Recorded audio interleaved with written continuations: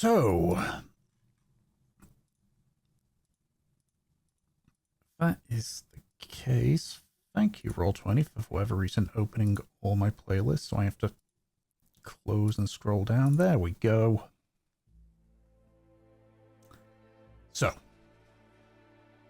our band of adventurers, the Talaria, are making their way to the island of Yanton, with the plan being that with your small armada now consisting of the Algos, the Stabbed Rat, and now the Nymph's Needle, you would meet up with two other ships, a friendly ship with the Rabid Hounds, and a potential threat of the Rising Star, a Gallaro ship, of whom wishes to do a deal with the Pirates of Mary Libere, exchanging Celestine for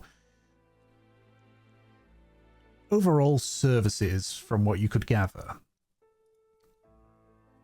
You had spent the first couple of days on a mad dash through the shield and to get as close to the island of Yanton as you could.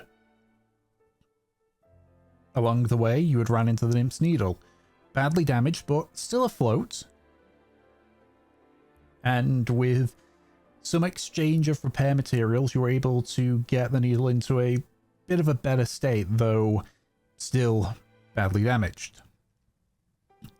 Conversation was had between the captains, and at minimum an initial plan had been made, being that they would have the negotiations on the island as opposed to on any of the ships. But discussions were started but not set in stone for fallback plans in case the first one goes very wrong. During the following day, as ships had to separate initially due to the storm that was going, during a period of calm, the ships came together again, and after showcasing one of the members of the Nymph's Needle to everyone else, Mev and the rest of the group went into the Stabberat's captain's quarters, where the captains and the gunnery masters were currently in discussion. And that is where we left off. So, during this time, because I know that Arjun simply attended the meeting as opposed to following Murph around with Lulu. During the discussions that were going on, it was just basically further conversation on the capabilities of their crew and basically who it was that wanted to go with the needle and who wanted to stay on the ship. But there wasn't anything set in stone.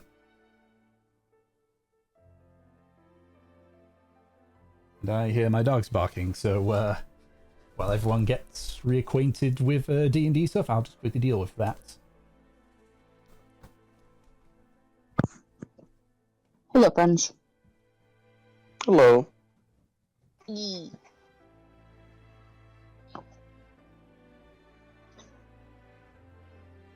I have Dairy Queen. Dairy Queen is good.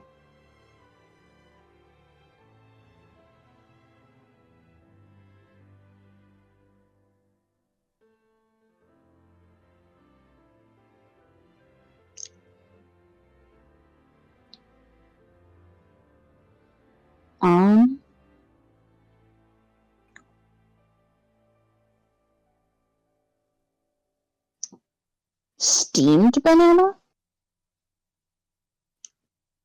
That sounds weird as fuck. Yeah. And I was gonna say, like, grilled I definitely get. Possibly baked. Steamed sounds weird.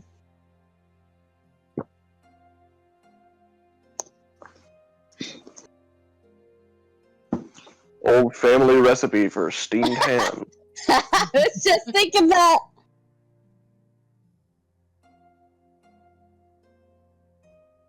I guess plantain's a little different.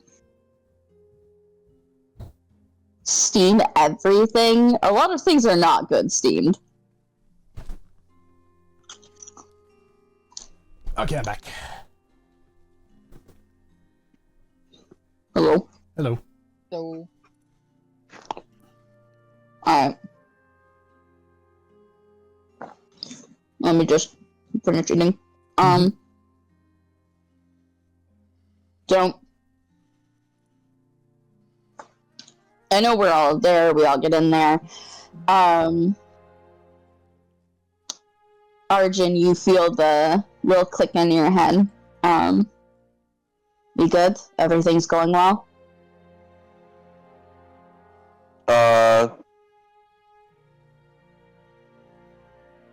Arjun's just listening to what's going on right now, right? He's there. No? Yeah, you had been listening to them basically discuss who is going with the nymphs on like the ship that won't be joining us, and who's staying for any possible fight. Yeah, no, he doesn't like he gives you like a mental nod. There's affirmation there. Yeah. You don't get the indication that she leaves. She just like stands there and addresses let's see, who all is there, Tom? Von Ren, Barley, Camilla, Nimbus, Boomy, and Sparks, and obviously Arjun and everyone else. I don't think. Yeah, we ran out of time to do it. For you to describe what Sparks looks like, I'm pretty sure. Okay.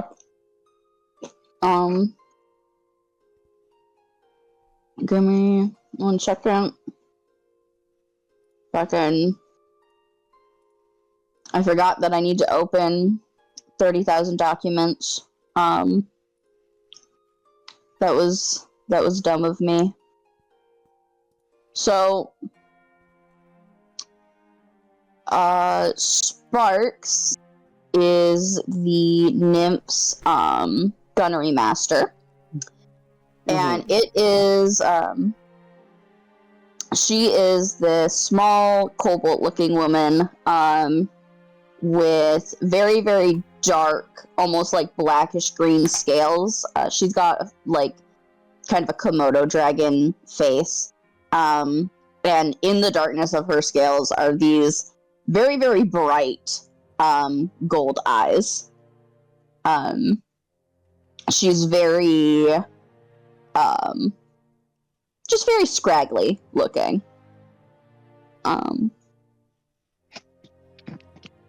So Mev, well, I've got Tom turned up all the way, so I don't know about that, Nate.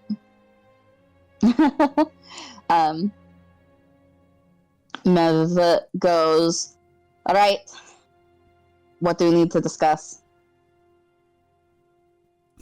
They also have look up. Sparks just gives a smile and a nod. Mev smiles back. Van Ren's just like sitting at his chair. He just sort of leans back. It's like, well, Plan A is relatively solid. Only bits that we really discussed is who's going to be going on to the island. I'm assuming, I mean, I know you are, in the case of C-Mev, and obviously Camilla too. I'm willing to go as well, just to, I guess, make it seem a bit more official with 2 Crow's Nest captains and all. But what about, so like indicates to Havelock, Kindling, and Arjun. What about you 3?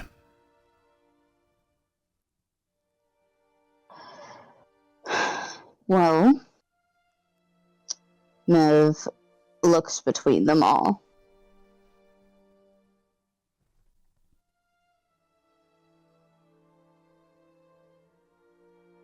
For one, it depends on how close we are to their ship in the first place. I know we said that we were going to settle things on the coast, but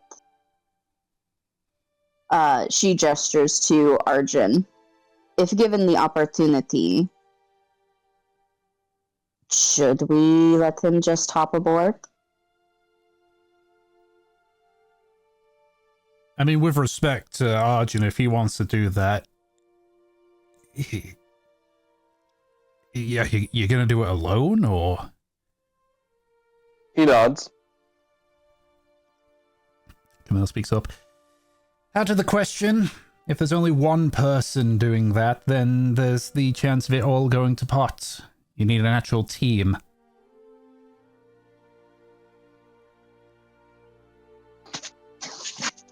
Then Forgive do me you for have a saying suggestion? But a team is unlikely to actually get in successfully. The more people we have involved, the less likely we are to actually get aboard successfully without being spotted. Spark speaks up at this point. The issue is not only about sneaking aboard, it's about dealing with the cannons. Sherlock looks over to you, Mev. I believe you're the one that told us that it was a galleon, yes? That's right. Do you happen to know how big it was? Never fucking seen the ship. I've only heard about it. And I assume your informant, or whoever it is that provided the information, didn't have a clue? At the time that we were discussing, not really. Great. Well, a galleon, even the lightest one, basically dwarfs the needle. And you're looking at around 40 to 80 cannons. Just looks over to you, Arjun. Are you seriously implying that you could sneak aboard a ship that large and sabotage that many cannons by yourself?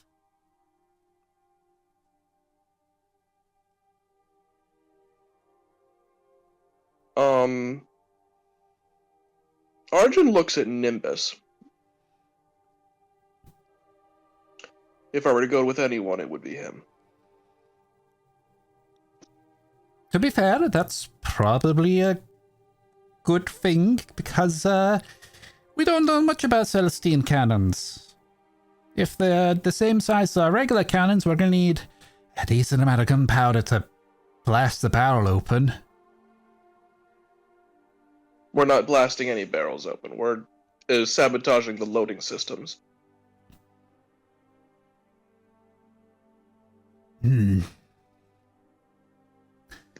How much different are... So like it's over Sparks. Does anyone here happen to know the difference between a Celestine cannon and a regular cannon? Because as far as I'm aware, I thought they're just the same. Mev immediately points to Arjun. Arjun kind of just he pinches the bridge of his nose. He looks like he's annoyed by the fact that he has to explain this, but he ends up going anyways, and he's just like, a Celestine cannon is essentially what one would call rapid fire. It has a system that allows it to be loaded by itself without the need for someone to drag a cannonball over to it. It has an additional 5 or 6 balls for each cannon that can be fired in rapid succession.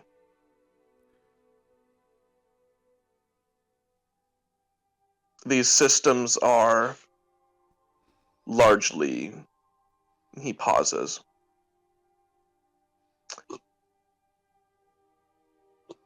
They can be fragile in certain ways if you know what's going on with them, but when it comes right down to it, they are a force to be reckoned with. Any normal ship up against a ship with Celestine cannons is likely to be literally eviscerated. I mean, against a regular galleon, we probably wouldn't stand much of a chance. Well, we would if the needle was in better shape.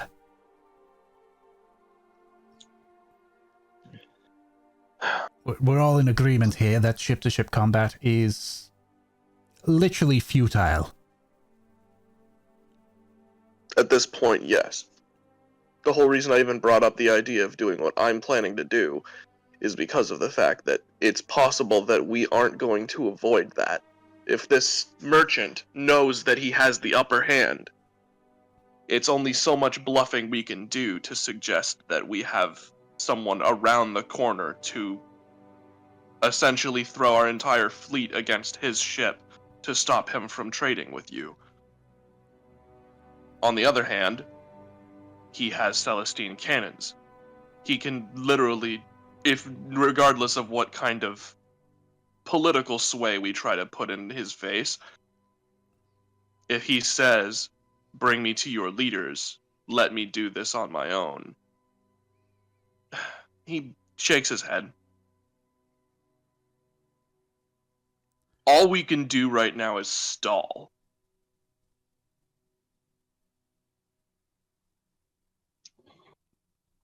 How long do you think it would take you to disarm even one of them, Arjun? A few minutes. He, pauses for a second, then shakes his head and he says, 1 minute. And you can guarantee me that? He nods. I agree that Arjun shouldn't go alone. There's simply too many to deal with by himself. But if someone, and she gestures to Nimbus, went with him, just one, it sounds more plausible. I feel that even with all of your expertise, Sparks, Nimbus, Arjun is the one that knows what he's talking about. He's apparently, she glances at Arjun, seen these things before. We should have faith in him and his capabilities. I don't doubt his capabilities, it's just simply... It's the issue of numbers, that's all. Getting even a quarter of these fucking cannons disabled is worth it.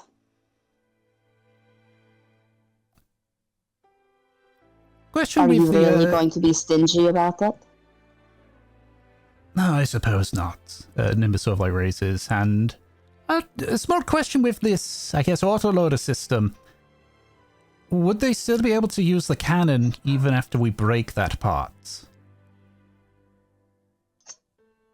Because of the fact that a Celestine cannon is built to fire in rapid succession, breaking the loading system also jams the firing mechanism itself. So no. Essentially, think of it this way.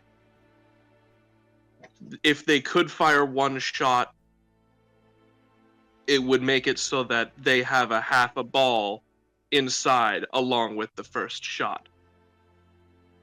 Firing it would be dangerous. They would realize this. But if they're Is that because the fucking Celestine would blow up? Probably. If you tried to fire it like that, anyway. Nev smiles for a second.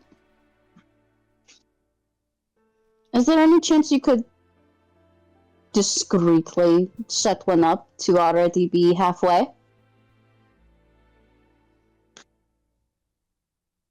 He thinks about that. It would be too obvious. Oh, well, it was an idea. Well, hold on. There might be another way around it. Cannonballs have to go out one end. What if we just stuff something down that end?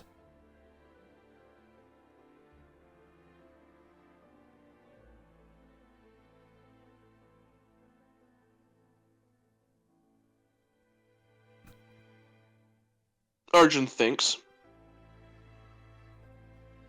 For us to stuff every cannon would take significantly longer than what I'm proposing. I don't know if we can do that successfully. Mev smiles. We just need one explosion, Arjun. The rest will pop off in reaction, depending how big the blast radius is.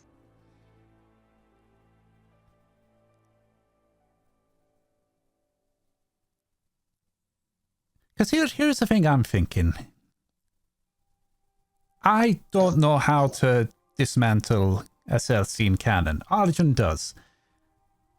But if there's a way that I can set those cannons up to stop working, it means that we can both work through the cannons and get the job done quicker. You're talking, if we just go for one side, about 20 minutes. Not including traveling and hiding from people.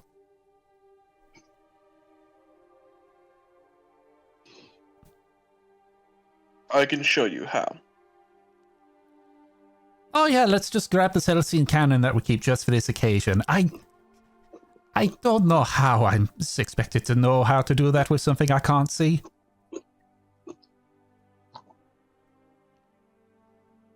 It looks like Arjun, like, expected him to, like, listen in the sense that, like, he could probably show him if they got aboard. But that's also, like, the expectation is unrealistic, but he looks like he had that expectation anyways, and Nimbus failing that disappoints him. And he's just like, okay. So, after a moment, Arjun sighs, and then he looks over and he says,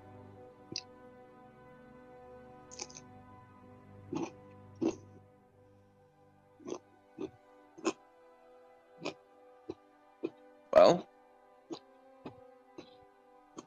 there's one more thing we could do that would make sneaking aboard worthwhile. I know how to rig one Celestine cannon to blow up. If we move one of the Celestine cannons back to where the rudder is and blow it up, the ship can't fucking turn.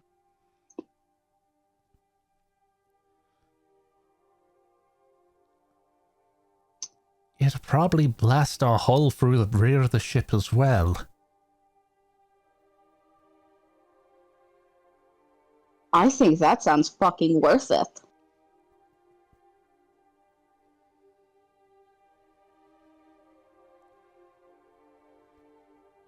In that case, I would need someone to come with me that has significant strength. Moving a Celestine cannon isn't even as easy as moving a regular cannon.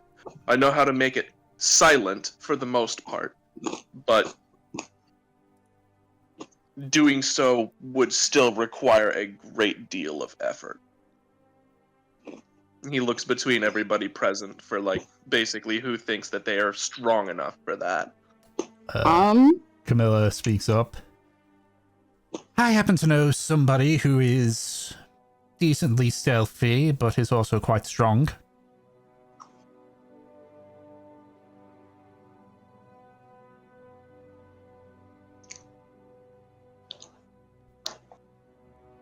Plus, if things go south and you get wounded, she'll be the best person for the job.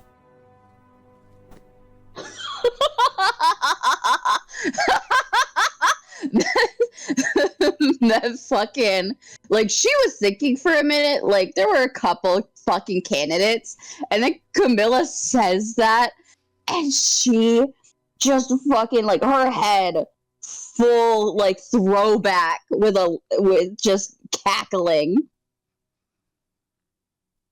You're going to send her?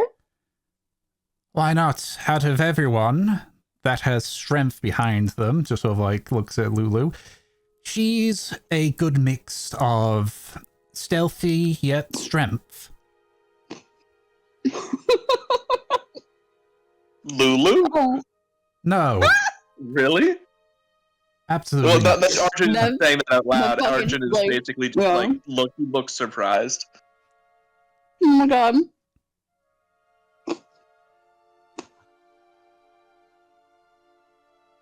My fucking... She, like, takes a breath. No, you're right. You're right. Oh, Arjun, you're gonna have a fucking time.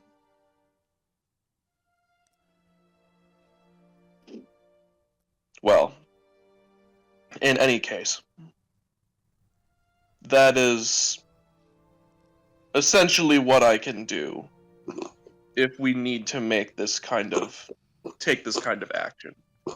If it turns out that somehow you manage to handle things in a diplomatic sense, then I would just have to sneak me and Lulu off the ship.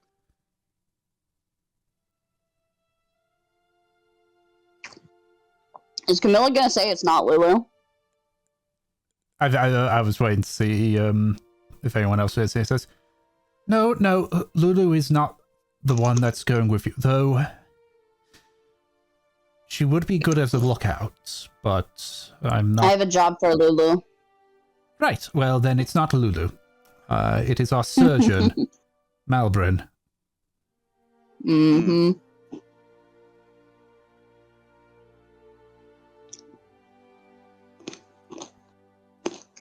I see. In any case, that's essentially the best handful of ideas that I can put forward for what I can do specifically. All right. So, I think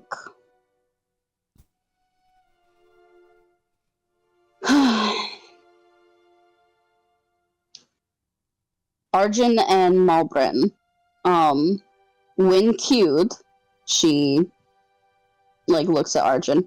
When cued, will board the ship and disable one of their cannons, rig it to explode.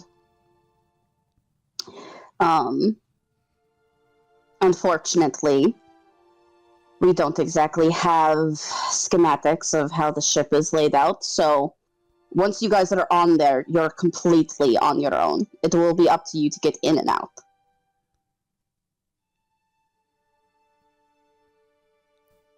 How are you exactly planning to rig the cannon? Disabling the loading system in the way that I suggested in the first place would make it so that the firing mechanism itself would fire off a cannonball essentially while the system is half loaded. Doing so would basically create sparks between the first and second cannonballs, and if I pack that with gunpowder, it will explode. Right, I'm coming with you then. I don't know much about Celestine, but I know about things that are set to blow. We're gonna need time for you to get out. So the last thing I want us to do is find out that we've got it rigged towards the magazine room. This is a question for Tom. Yes. Do fairies turn small in your setting? They are considered small by default. Okay, do they shrink into tiny mode? No. I just use the the ones that are from the official books, and I'm 99%. The ones from the official book have enlarge reduce. Yeah. Do they? Yes, I don't. Oh yeah, no, they do then. Yeah. Yeah. Yeah. So he can go tiny. Yeah. It works on only himself, I think, but yeah. He can go tiny. Yeah. Then Arjun nods. He has he seems like in comparison to anyone else, he doesn't care that Nimbus is trying to come along. Because Nimbus can be tiny. Before you guys board, she looks at Havelock. You can turn 2 people invisible, can't you?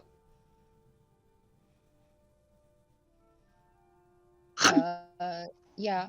Yeah, I can do 2. Then, before we even start this fucking meeting, invisibility lasts, what, an hour? God, I hope it does. I think it does. I want can't you answer that. I'm waiting for it to load. fucking. I want you to put it on Arjun and Mo before any of this starts, so that when we do give the signal, they can board the ship easy. Fair enough.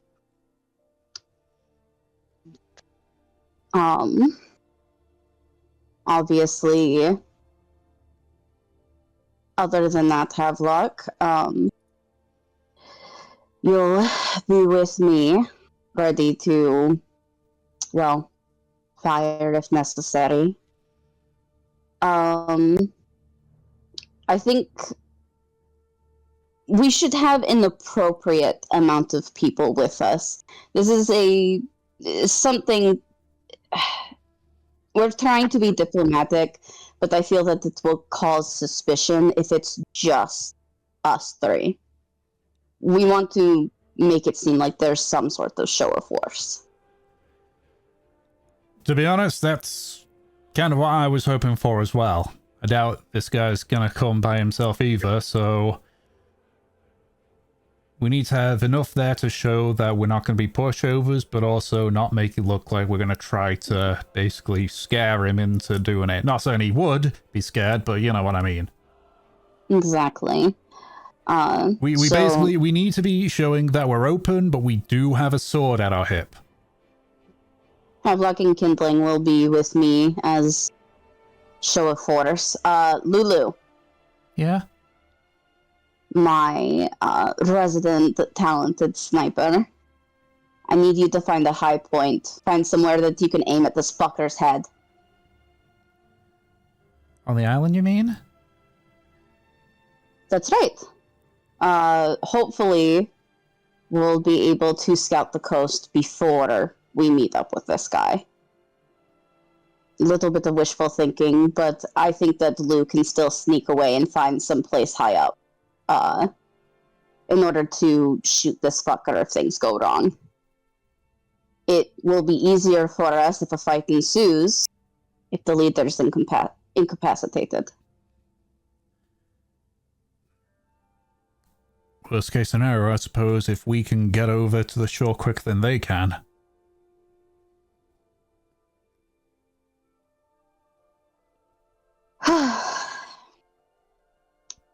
So, we've got the sniper getting set up. We've got our riggers. Other than that, it's just a matter of what? Placing the rest of our members on the field. We should obviously have a couple of people manning each ship.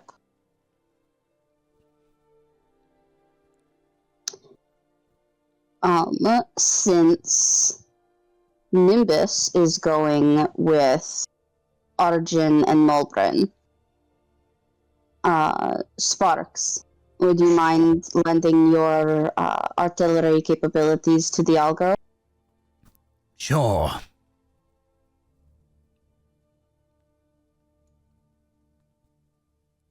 We'll also be down a medic with Mulbrin gone.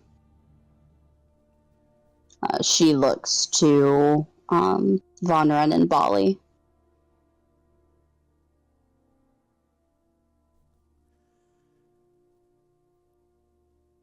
Hopefully, so like Bali looks over at Vonren. The thing that we were discussing separately with our ships, given they're smaller, is the issue of boarding action. Mm-hmm. What we're thinking is potentially positioning ourselves in a way so that if they do try to board, they have to come in through one side of the ship. That way we can mount a better defense, especially if these rabid hounds are able to hold their own on their side, which we're assuming can happen.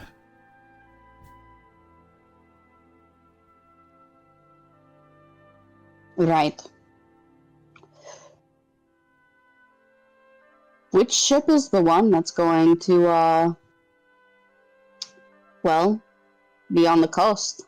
Which one's going to be docked? I personally recommend, the Argos. It's not the combat ship. It will be less likely to be attacked. Would you believe me if I told you that outside the Needle, the Algos is actually the most heavily armed ship here? Yes, that was actually my thinking. It should be the Stabbed Rat that's on the coast. The Stabbed Rat's the fastest, though. The Stabbed Rat is the fastest, but given we do anything successfully, the Stabbed Rat can maneuver. Sure. It can't hit worth a damn. You've got a point. Either that, or what if we simply use the Needle? If the Algos, the Rabid Hounds, and the Sad Rat are essentially joined like our ships currently are right now, it won't have to worry about this galleon firing at them. The Needle won't be there.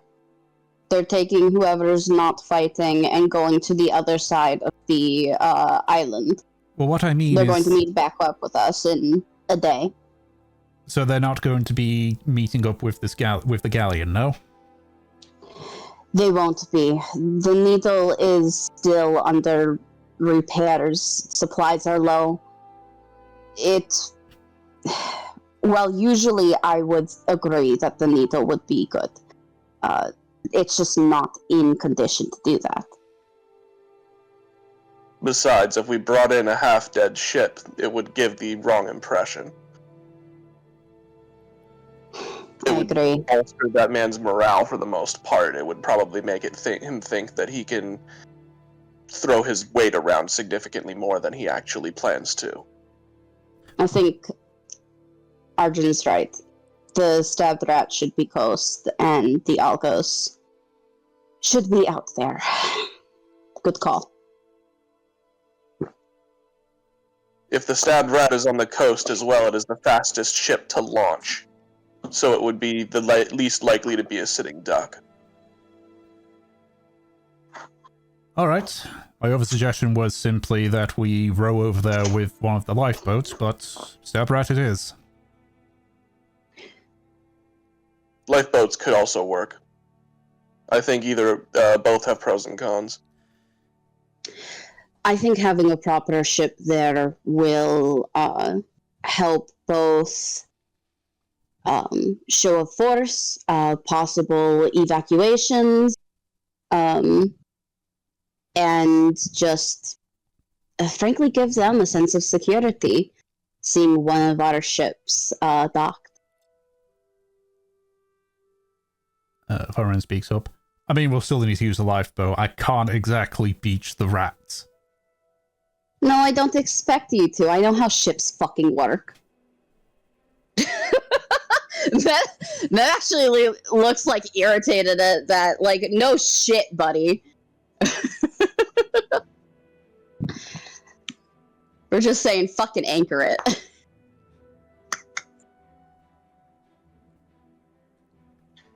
Fucking.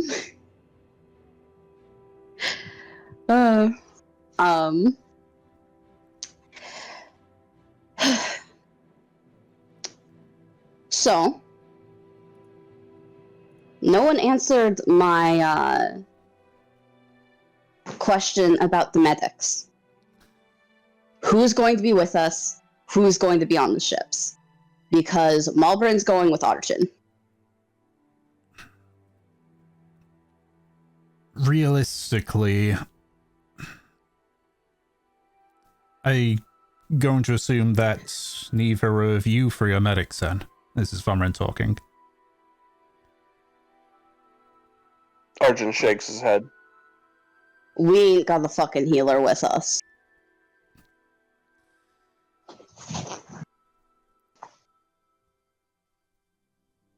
Realistically then, every healer outside of obviously the ones that have committed to something else should be on the Algos, since it sounds like that's the one that's going to be docking with this galleon.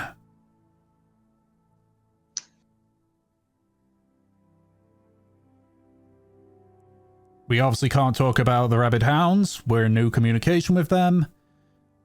So we'll have to let them do their own thing. We need at least someone with us.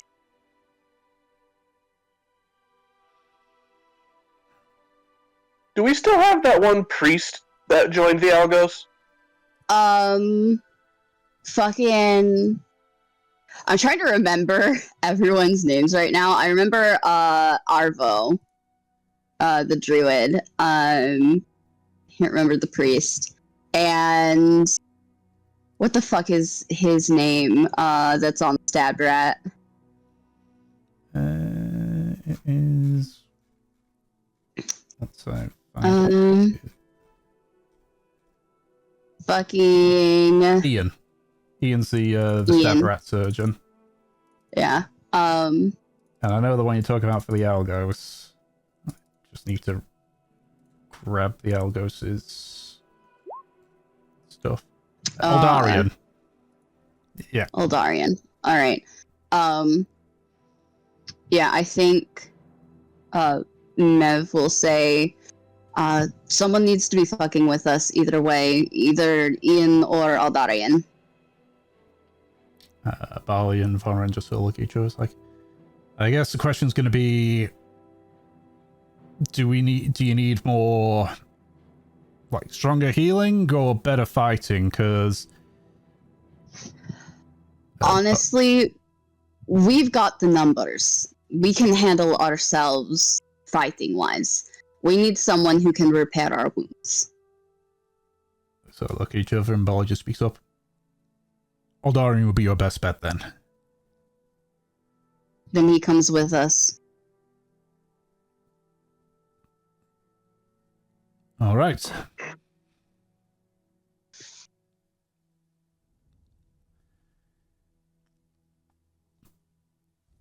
Just a bit of silence as they all sort of like absorb all the planning information and everything. Tom quickly writing it down. No, I've got it written down. It's just, you know, brain is still trying to get the DMing rust off right now. Yeah. Right. So that's plan A and plan B. I don't suppose there's any other plans. Well, the only other plans are left is if things go really badly. In which case, it's just going to be complete chaos. Well, that, and there's also the, there is a final plan that we can do as an absolute last resort.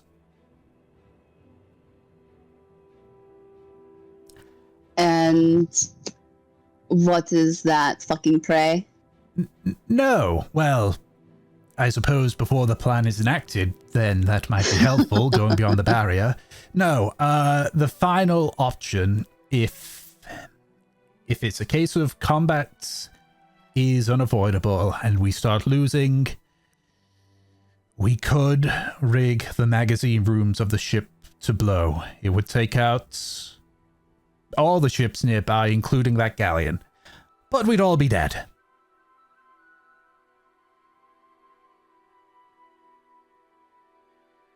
Fun!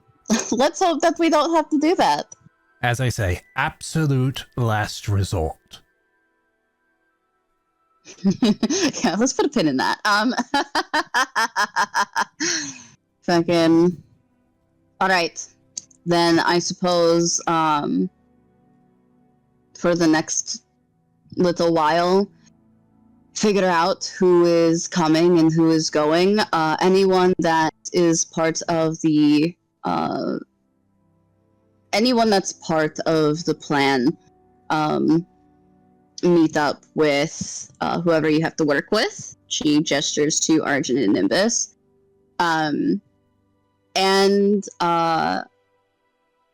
Fuck. You guys aren't familiar with, Kant, are you?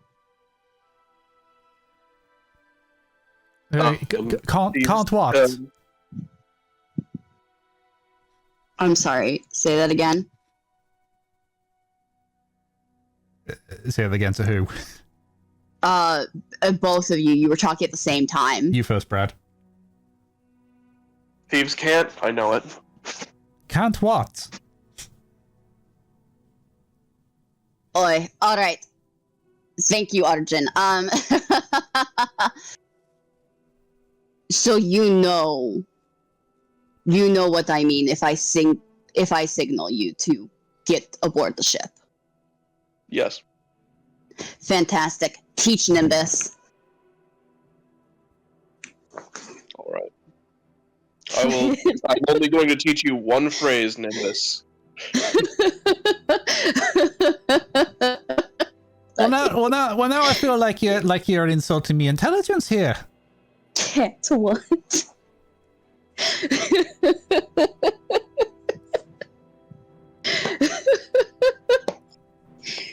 Fuck it.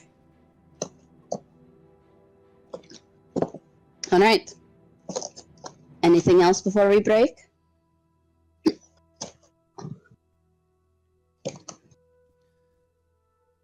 No, nothing in particular. We'll just need to discuss, so this is Camilla speaking, looking at Von Ren and Bali, which ones are coming aboard the Needle and which are staying.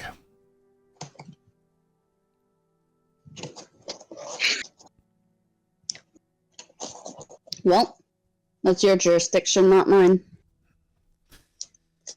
That said, I'll ask the girls. I'm fairly sure that many of our specialists would be willing to help out with the potential defense of the ships.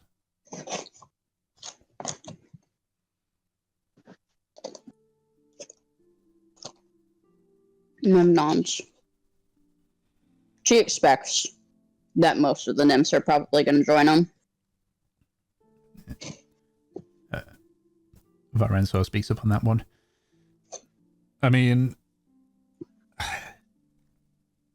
Franz isn't a fighter, so if you still need a carpenter, he could take over temporarily on the Needle. Again, this is something that we will need to discuss separately. For now, Solo looks back at Von Ren. How close are we from Janssen? About a day and a half, maybe. Right, well, I say we travel a day and then the Needle will go separately from everywhere else. Gives us time to decide anyway. And tell me, what ship am I going to be on during it? I assume you're going to volunteer on that one, Conrad. I mean, if you're offering.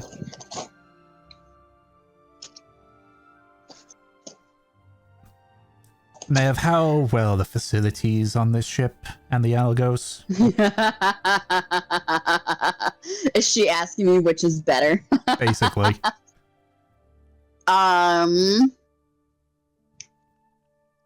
Fucking Mev like thinks about this for a minute. I think you'd want to stay here. We had a bit of a bug problem on the Algos.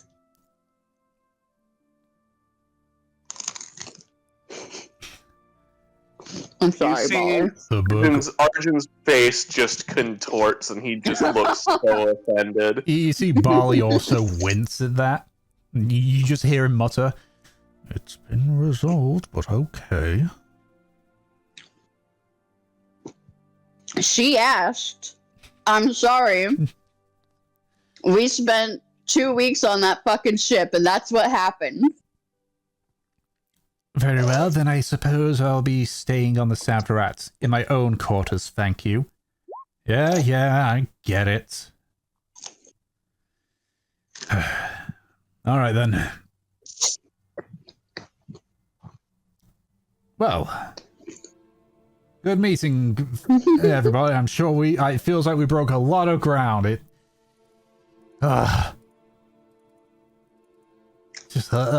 Let's just get our discussions done. Let's get moving. The sooner we're not stressed out about all this, the better. Mev like claps her hands, break, and fucking leaves. Yeah, Lulu follows.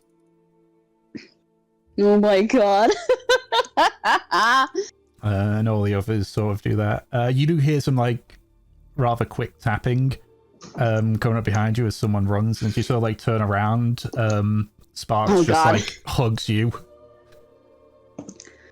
For fuck's sake, this is like the 5th fucking time. Well, maybe you shouldn't have ran away without telling anybody.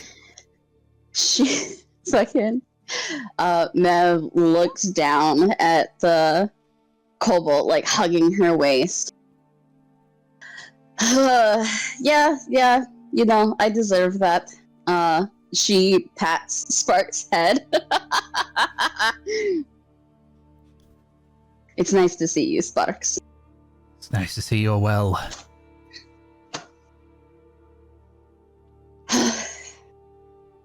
Sorry that I'm back under this fucking shit show.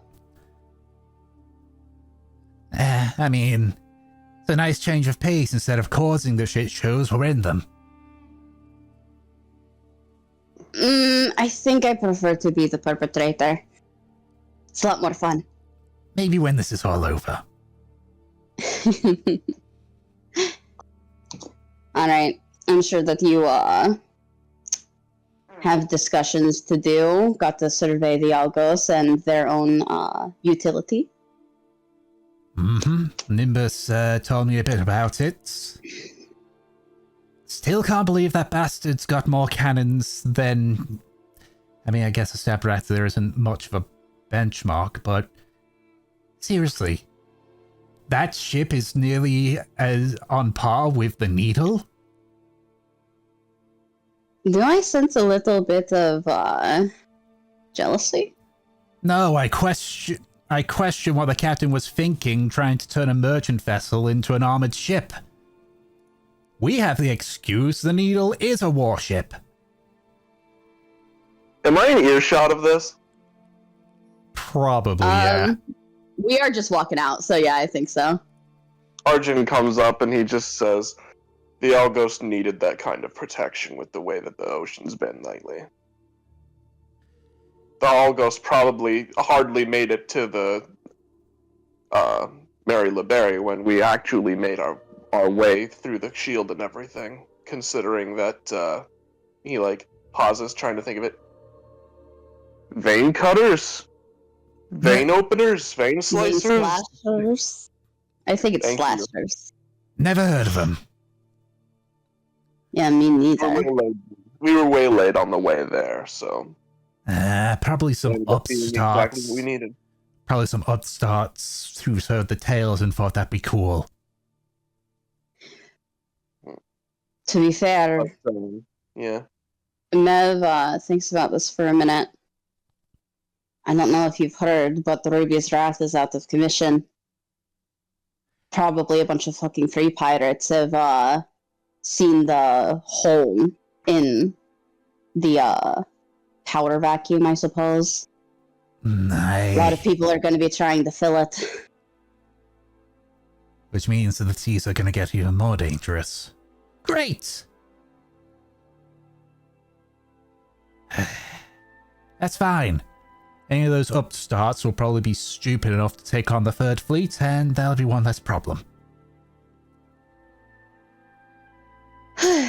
Mev, just kind of gives like an exasperated sigh. She looks to Arjun. Are you going to go prep? Of course. Come talk to me later. I can do that. Nope. Mev nods, and she's gonna walk away. she is. We don't have to roleplay this out, but basically, Mev is going to talk to Kinling and Havelock about how they need to conduct themselves, and basically, it boils down to shut the fuck up and let us talk.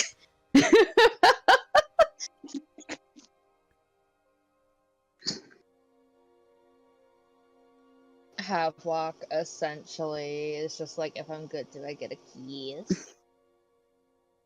If you're good, you get to live. I feel like that's incentive.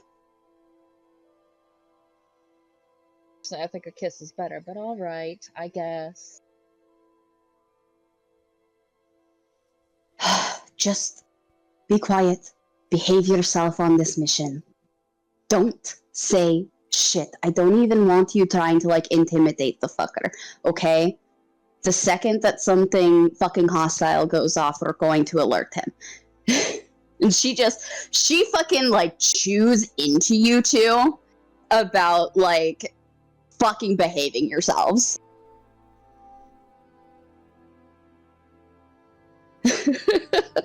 it's like a mom, like, preparing her kids to go to a restaurant or something and being like, I can't take you to anywhere.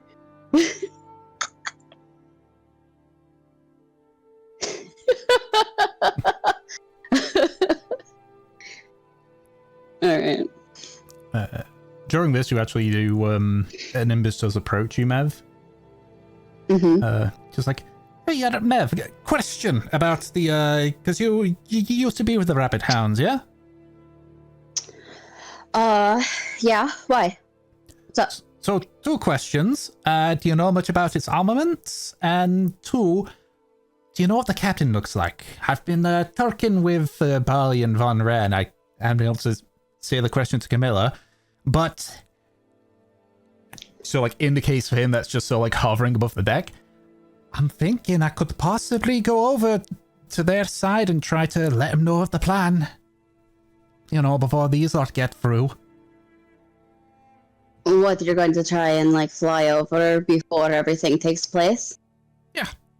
Basically explain the situation to them, but also armament stuff, because me and Sparks are still factoring in what would happen if ship combat happens. Right, and you'd be able to get back in time before this happened. Well, if we're going to be bringing the ships together for the initial discussion before you head over to Yanton, I should have some time, yeah. Alright, I just want you understanding that a lot of it's going to be fucking luck-based. I'm very well aware. That's why I'm trying to tip the scales in our favor as much as we can. And having the hounds on board with what we're planning is part of that. Right, alright. Yeah, I can tell you all about the ship, and I can tell you about the Captain Laurent. And Mev will basically relay the information to him about what Laurent looks like, how the ship is laid out, the fucking armory and stuff, whatever, the cannons. Yeah, but you point, to find the word. you point out that the Rabbit Hounds has 10 cannons, to which Nimbus says, oh, you're fucking kidding me, we've got the... Yeah, no, we found that out a little bit ago. Sparks was talking about that. Yep. Oh, buddy, we are fucked on a ship. Honestly, I'm a little embarrassed. I really got to ask Barley if he was the one that thought of making the Algos as strong as it is. Yeah, I wonder about that. Mev looks like she has...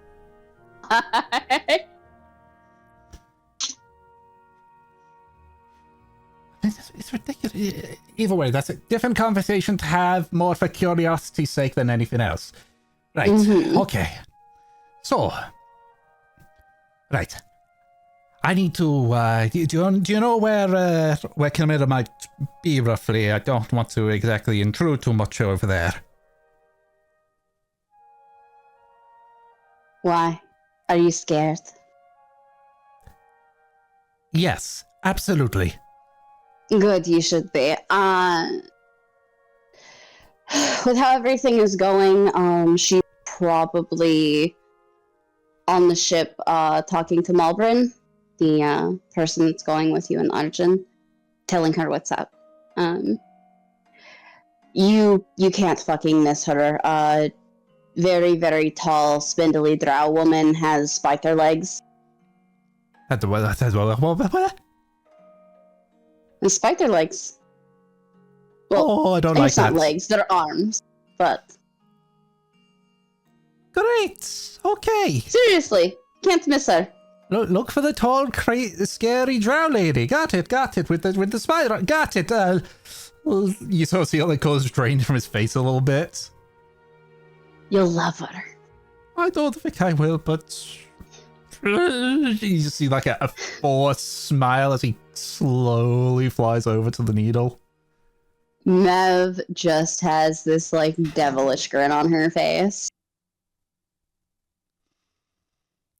I see. So a few more minutes pass. There is some movement with the various crews.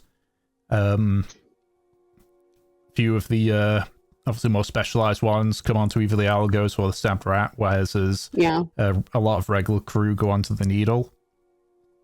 They get partially there, but then the waves start picking up, so they decide that you sort of hear overall that they'll move the rest of them over tomorrow as they start making their way through. During this, and probably before Arjun meets up with Mev, Arjun, you feel a sharp tap on your shoulder. He turns. You sort of turn and you're looking, you sort of like turn and just see like the torso of somebody. You look up and you can see a tall drow woman with a spider leg moving away from you that just tapped you. She's just sort of like looking at you. It's like, I'm led to believe that you are Arjun, yes? I take it you're, what was her name again? Malbrin. Malbrin, yes. I take that to mean you're Malbrin. Yes, I am Malbrin, the surgeon for the Nymph's Needle, and also for this occasion, assisting in your little plan. Figured it'd be a good idea to get acquainted, given that we are about to go into a dangerous mission. I've already met this Nimbus fellow, very small, very jittery. He's reliable, fortunately. Think he was more just intimidated by my form than actually just naturally being jittery. I'm aware that I come off as a bit creepy, I guess. Just because a smile that you could swear would be a slasher smile. I find it no such problem. Good. Very few like you that see me for something other than a monster. Appreciate it very much. Not a problem. Now, down to brass tacks, combat ability. How capable are you in a fight? How good are you at stealth? Both superb. Excellent. My stealth ability is admittedly could do with improvement. Large size makes it a bit difficult, but advantage of being able to skirt about on the ceilings is, I feel, outweighs a disadvantage. Question. When you said she has spider legs, do you mean she just happens to have a few spider legs on her back? Or is she a full-on Drider? Spider legs on her back. Okay. Yeah, she's not a Drider. She's a Simic. Oh, okay. Yeah, that makes sense. No, yeah, Arjun nods. He just, looks at these spider legs for a moment before he says, how good are you in a fight?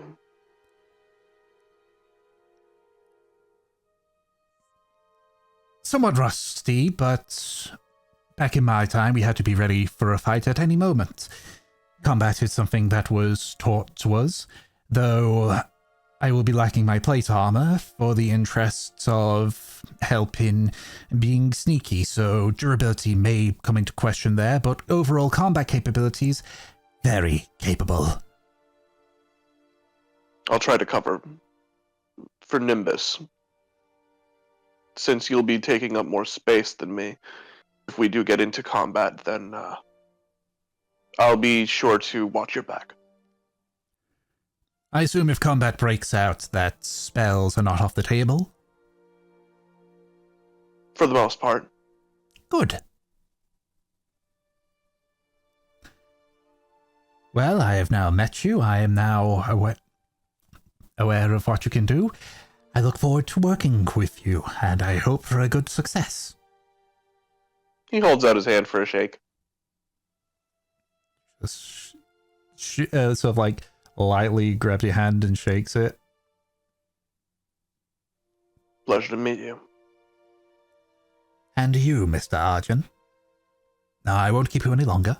Just gives a bow and just sort of walks off. All right.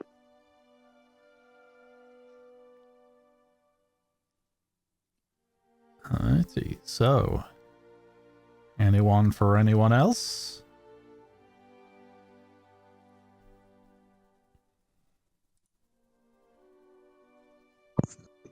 Not everyone all at once.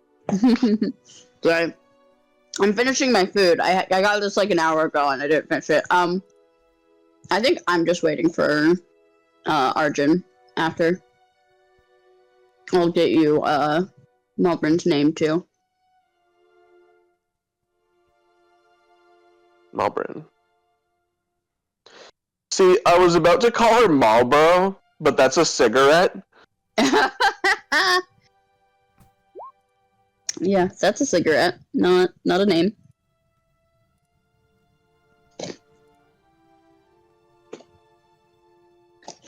You were very close.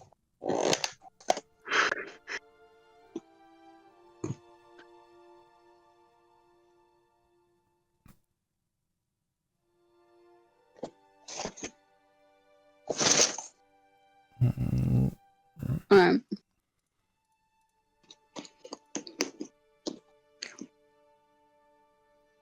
Yeah. I'm just waiting on Arjun. My phone is running low on battery, so if I suddenly drop off the face of the earth, I'll just be moving to my computer rather quickly. Okay.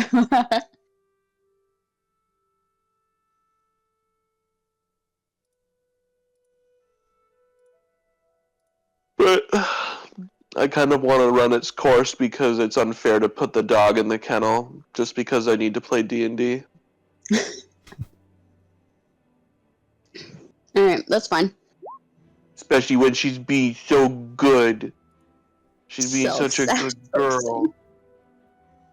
And if we want to, we can have an early break. Okay. I'll have a... Yeah. I hang out with my dog for a little bit. Okay. Alright. Small break it is. So if that is the case, then I guess unless you're not role-playing it, Mev waiting for Arjun.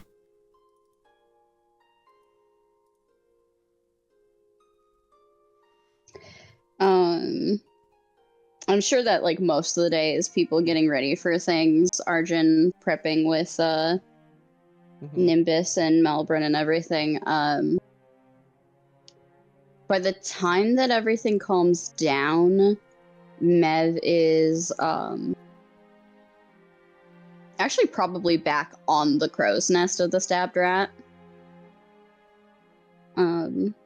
Especially since everyone was buzzing about fucking talking. Mm-hmm. And she's just hanging out there. It's the spot for her. Arjun does a climb. Does a climb. Yeah, I think your head like pops up and she's like, "Oh, you showed up. You told me to. I did. How are things going? I was a bit surprised by the spider legs. She seems nice, though. You know what she is? No. It's not really my business. I'm gonna insight you.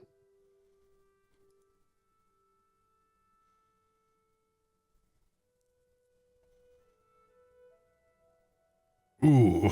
Fucking nat 1. Holy shit. Well, you don't think he's lying. Yeah. Mev looks at you for a minute. She looks up at the sky. She's a Simic. Aww. They came out of Jarhan, what, 15 years ago? Hmm. Come on, come up. Climbs up.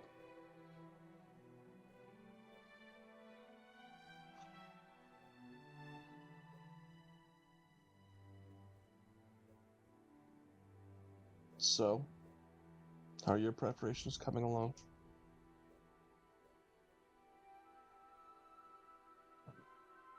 Right now, fine. In the moment, who knows how it'll go. I spent most of my day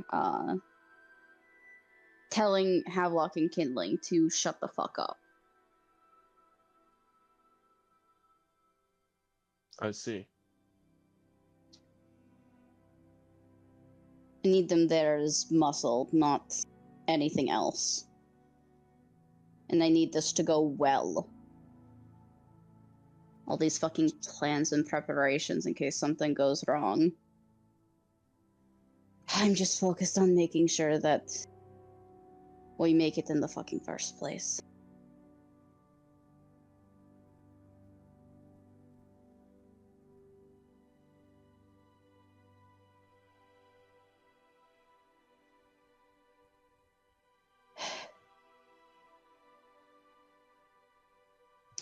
You said you were on a Jarhan ship for a while, Yes. right? I did. And that's how you're so familiar with these cannons. Yes. Do another insight.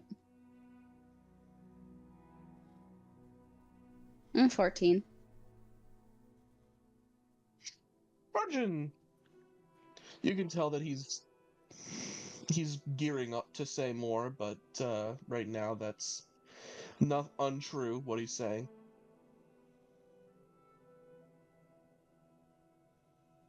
Must have been on there for a while.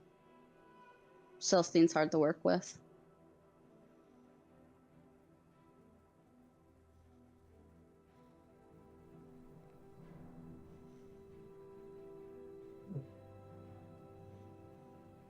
I didn't anticipate running into this problem with you for needing this kind of expertise.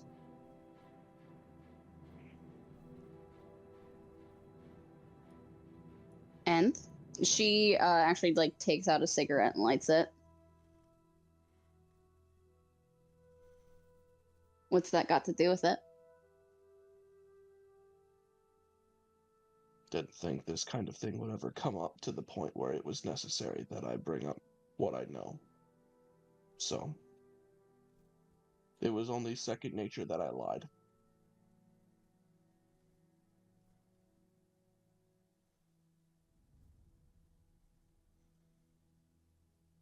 She nods.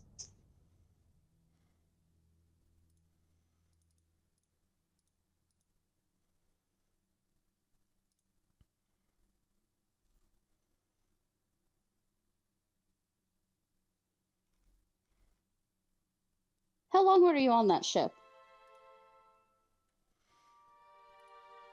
Quite a while. How long?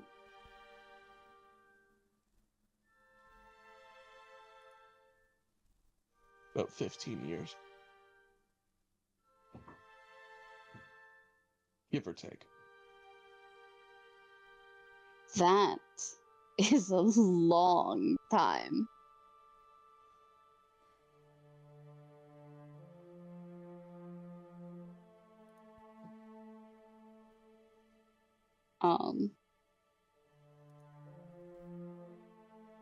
She sits there for a moment, like thinking about this.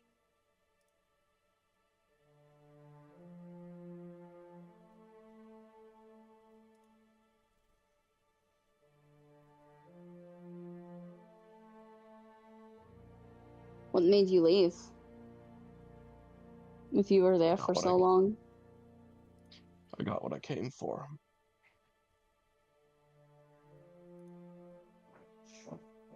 And what was that? Information. Same information I was looking for back on Mary LeBerry.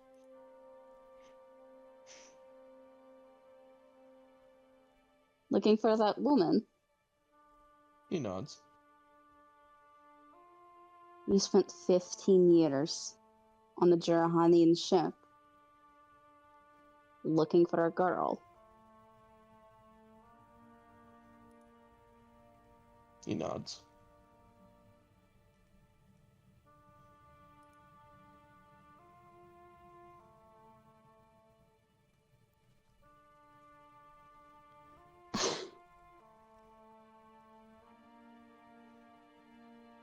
You don't seem like the romantic type, Arjun.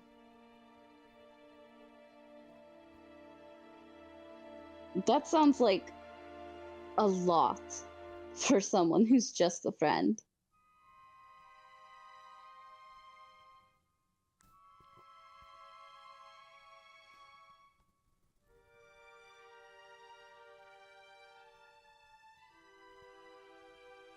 Estelle meant everything to me.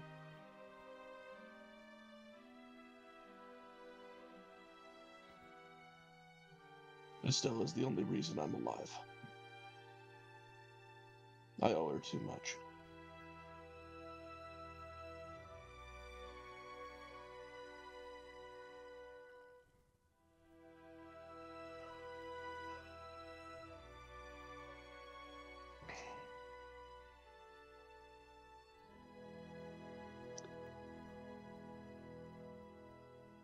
Do you mind telling me about her? Why you feel the way you do?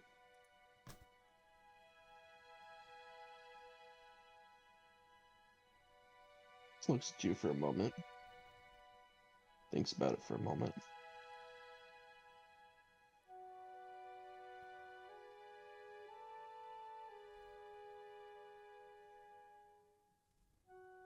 When I met Estelle, I was lost. I was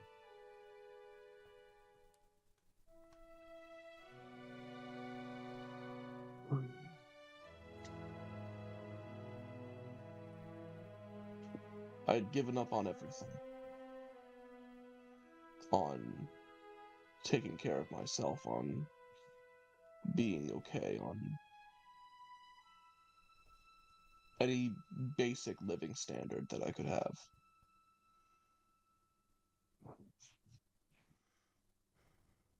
And when things happened the way they did, when I found her, I nursed her back to health, thinking that I could get something out of her. I found her wounded, barely alive, and I thought that she was the key to my next drink. That was all I thought she was. She became so much more.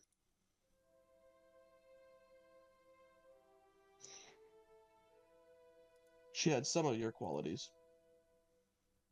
Headstrong. Unable to let certain things go. Skilled. Beautiful. Had a good heart.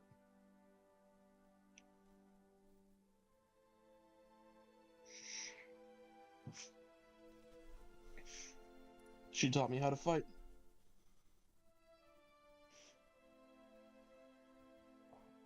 She taught me how to empathize.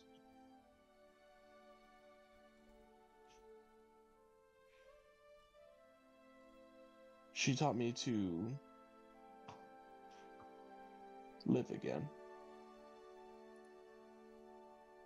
And then she was gone. No one knew who she was, who she is. No one cared.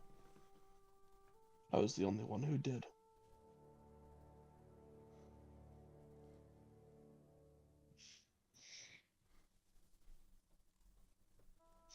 I'm not being romantic. I'm vengeful and I'm angry.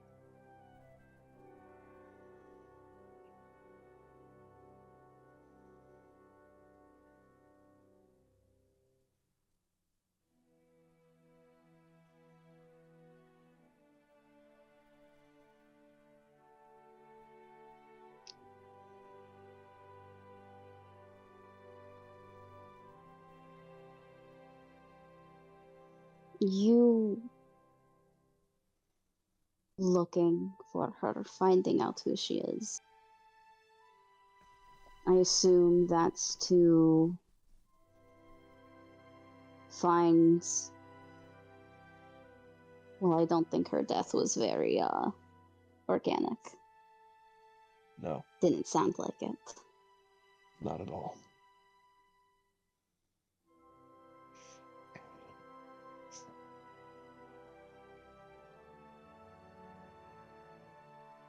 You want to find the people that did that to her. He nods. What happens when you find them? When you get your vengeance? I mean, the obvious happens by then. And then I don't know. Maybe I'll sail more of the world. I don't know.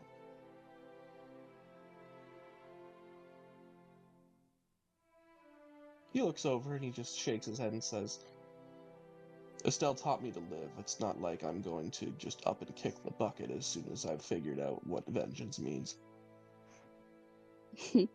Not one of those.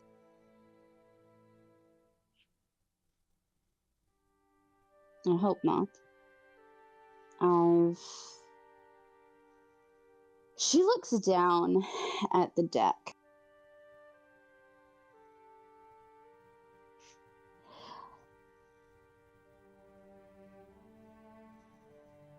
We both know someone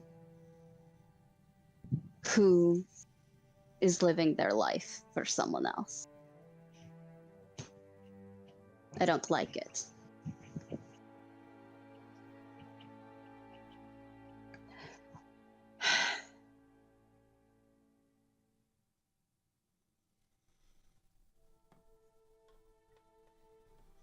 When that person goes away, the other's going to fall apart.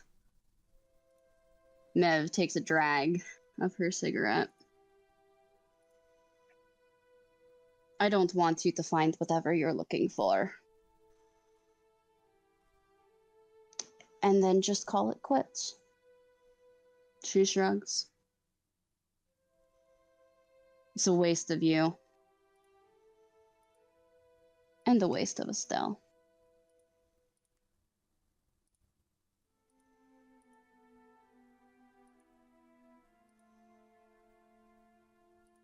Well, that's not my intention at the very least.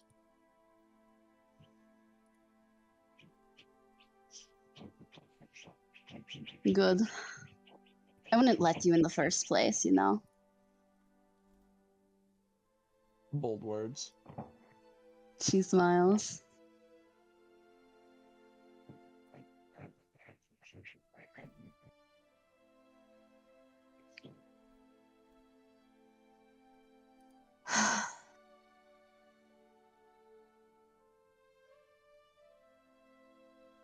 Fucking 15 years.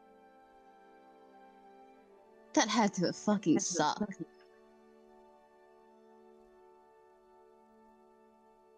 He looks over at you, and he looks like he's debating on something.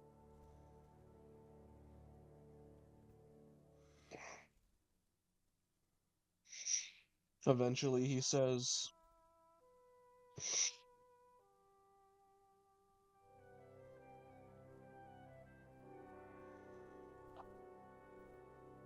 "My name is Arjun Zaharan.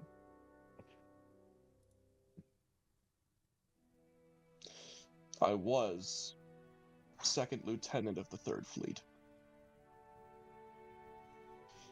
Fuck it. Mev like stands up straight.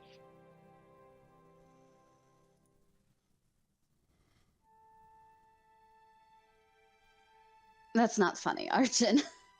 That's fucked up. Dead serious face.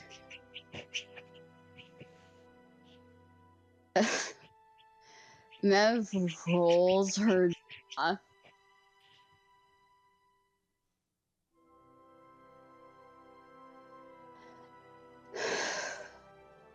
What do you mean was? I'm a deserter. I got what I wanted from the military and I left.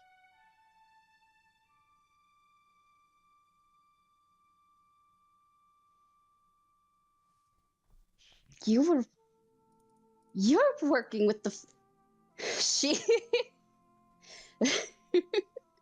she like just it looks like she's about to accuse you, and she just stops and turns around, takes a breath.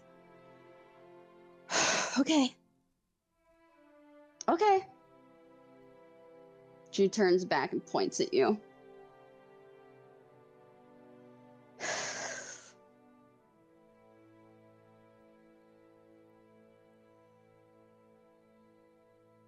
What the fuck, Arjun? Can I do like a history check to see if I recognize the name Arjun gave me? Sure.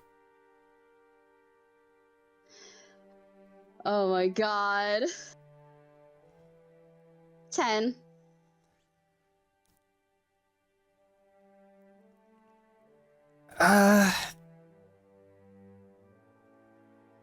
You're not 100% sure. Typically, since the Moans try to keep themselves away from the 3rd Fleet, Yeah.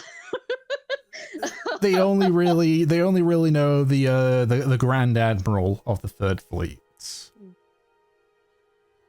That's simply because they're the head of the fleet.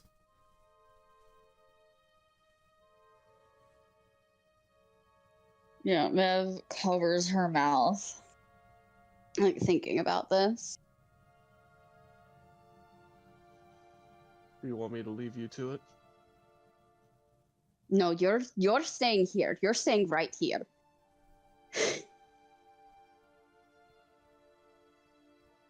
Why are you telling me this now? Because it seemed like you wanted to know. It seemed like you didn't want me to lie.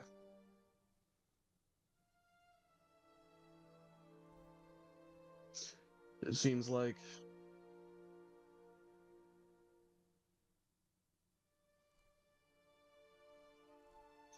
you've had a hard time because of trusting people.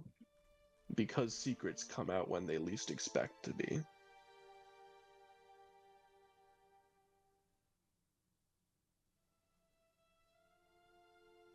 Like with kindling.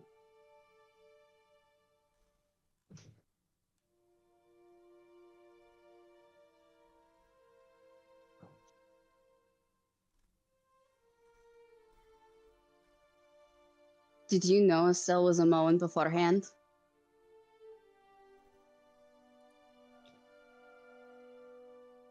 What did she ask? Did you know that Estelle was like a Moen beforehand, or was like part, whatever, like on the island? I had my suspicions that Estelle was a Moen. Beforehand, yes. Did she know who you were? That was who I became after I knew Estelle. I became part of the military only afterwards to get the information I needed. It looks like that gives Mev a sense of relief.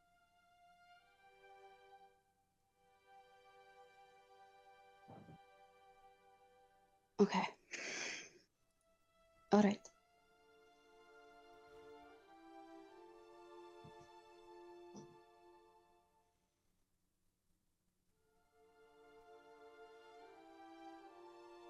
And you've got no ties with them now.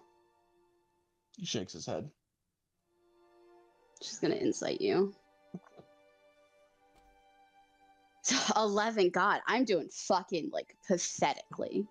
He pauses, and then he says, the only connection I have to them is that if they knew who I was, they would either take me in to execute me or kill me on the spot.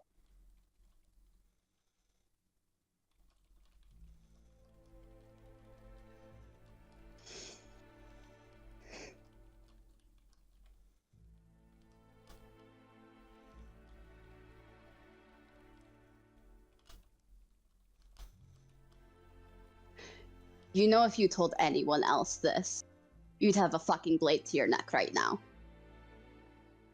I'm aware. Anyone else would fucking shoot you. Yes.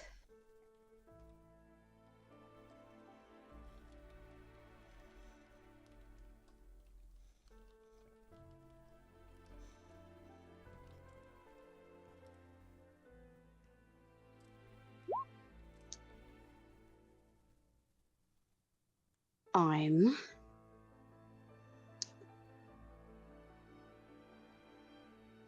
going to choose to trust you.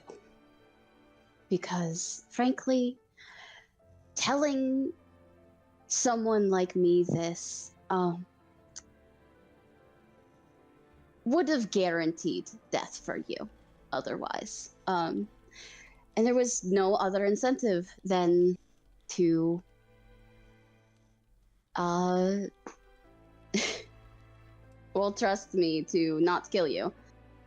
So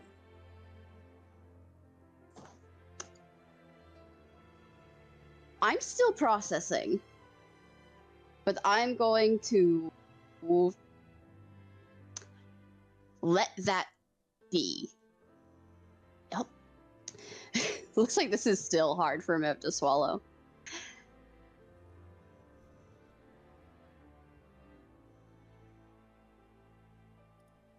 Do not tell another soul this. I didn't plan to. I know you're smart, Arjun.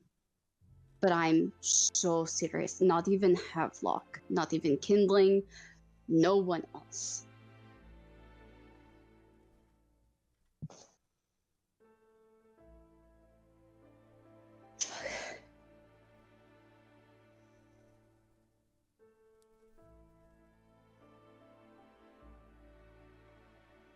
I understand.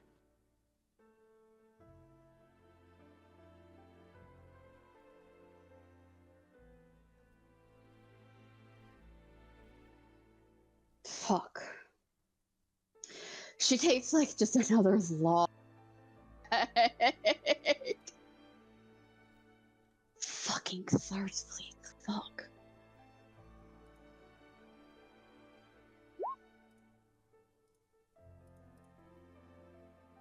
You're going to tell me more. later. You understand? Sure. I don't think there's much more to tell other than simple details, but he shrugs. I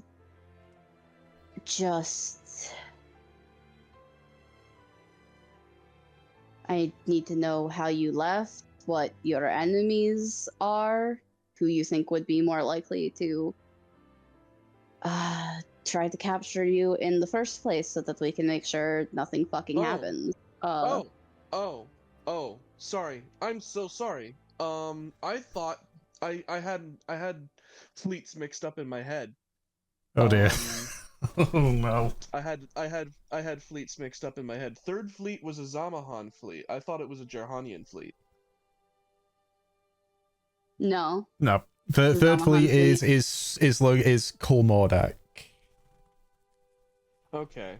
Yeah, no, it's a big deal. I've been trying to say that he's part of a Jerhanian fleet. He wasn't part of the third fleet. All right. Well, I feel like that still won't change much. I feel like they still have this conversation because having a is still a big deal. Mm-hmm. Yeah, like when you mentioned it, I was the tiniest bit better. Yeah, I was just, it's just like when you mentioned it, Brad, I was just like, hang on a second, I thought, and then looked at the documents, like, wait, no, it says Jerhanian military. Oh, okay. Fucking. No, it's Jerhanian military. Yeah, no. I think Mev still is taking this quite seriously. I don't think much changes. I mean, it may not be third fleet, it's still Jerhan. It's still Jurahan, yeah. So, yeah, she says, need to know how you fucking deserted, who would be looking for you, if they even are. God, this fucking ship. I mean, it's like a merchant ship, but do you think it's going to be a problem? Why do you think I'm not showing my face in front of the merchant? Oh, Arjun.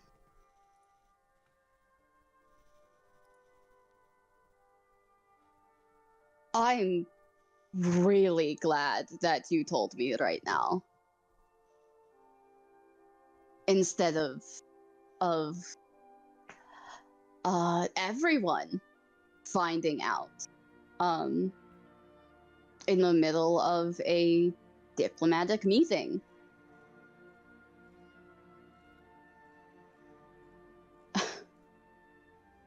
that would have been so bad. That would have been so fucking bad. Okay.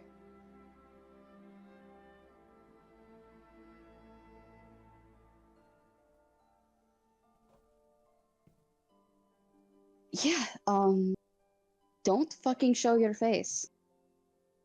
Actually, don't. I'm not even sure if things escalate if I want you near the fight.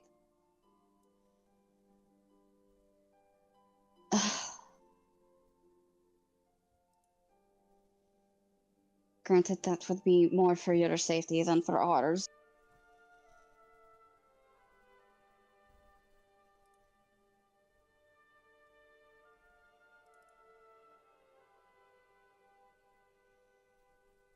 Oh, Arjun. Sorry.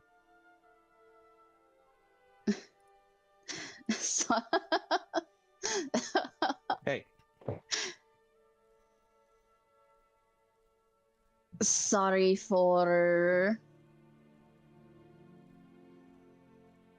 I suppose being Jerhanian.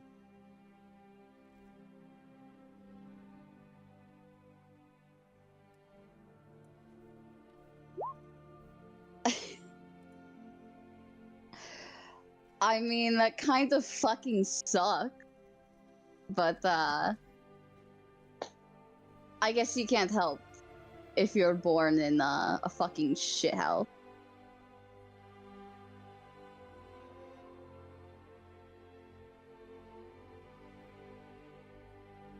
And I've been sitting here talking so much fucking smack about Jurahanians in the first place. Oh, I know. Listen, I don't think I'm wrong. I think that they fucking suck. Your people fucking suck. They're not the best. And what? Back up. 15 years ago? That's like before Nope, all back of up. their reforms.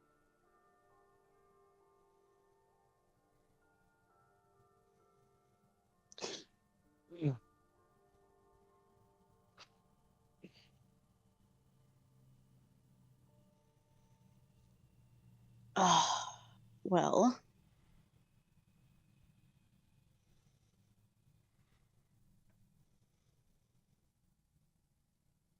She shakes her head.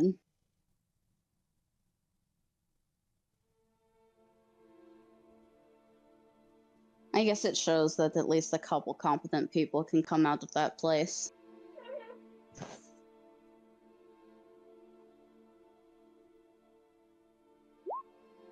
True enough. I've met a handful, but they're rare. Those strike me as arrogant and power hungry. You've definitely got the arrogance. He smiles a bit.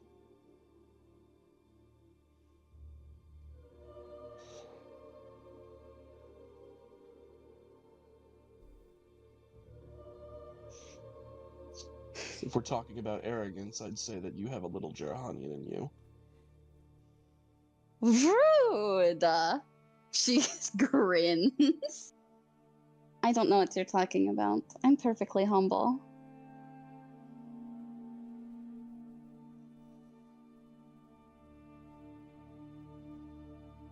Well, I think for now I should let you stew with this new information.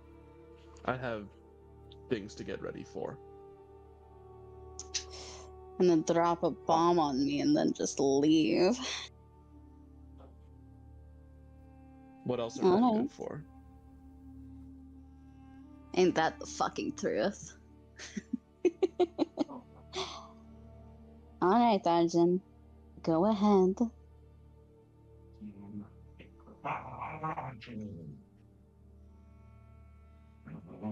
Arjun scoots. And I was actually kind of doing this because I need to put my dog away because she's having a fucking spaz attack. So give me 1 minute. Holy shit. I got an even bigger scare there for a fucking second. With this sleep. I mean, the mistake was essentially you went from a honey badger with angry hornets in its mouth to just a honey badger in terms of how threatening it is. Yeah, no, that's still pretty threatening. That's still pretty bad. It would be one thing if he was just some Jurahanian. But the fact that he was part of the military. Mm-hmm. Fucking. Damn, Mev, you keep sleeping with the enemies here. Maybe that's the problem why she won't sleep with Kindling, is because he hasn't made himself an enemy yet. I don't know. He damn nearly did. He's done something stupid, but he's not made himself the enemy. I say he damn nearly did. Nearly.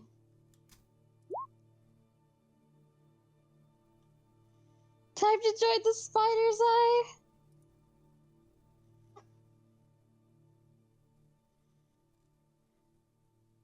Fucking. Mev really does, like, fucking sleep with the enemy, though. Like, she fucked a free pirate. She was with Aki, who was basically, like, colonizer number one. And then Arjun, the fucking Jirahanian lieutenant.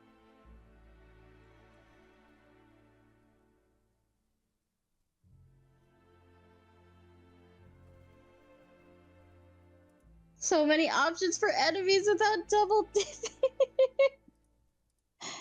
Oh my god.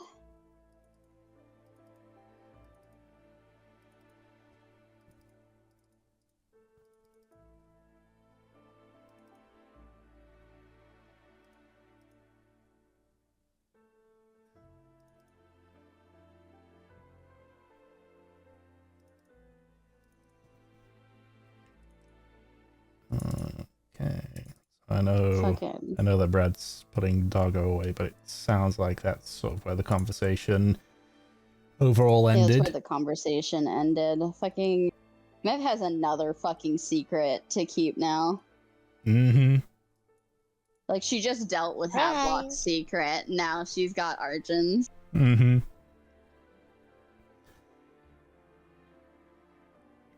Okay. Well then, anyone for anything else then? Mev goes to Havelock. Guess what? Fucking, she'd never, but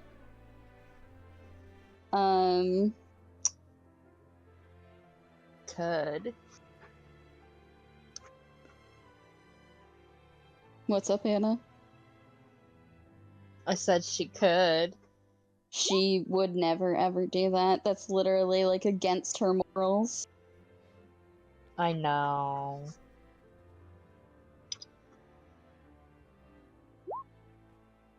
See if Kinlan cries. Aw.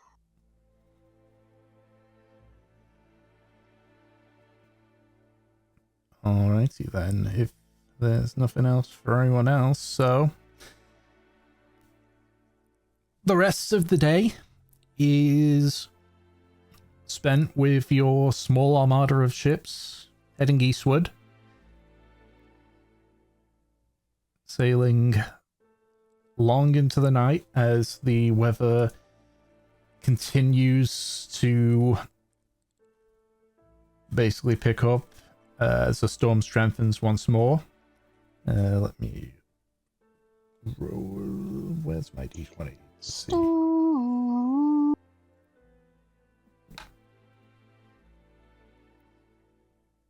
It goes.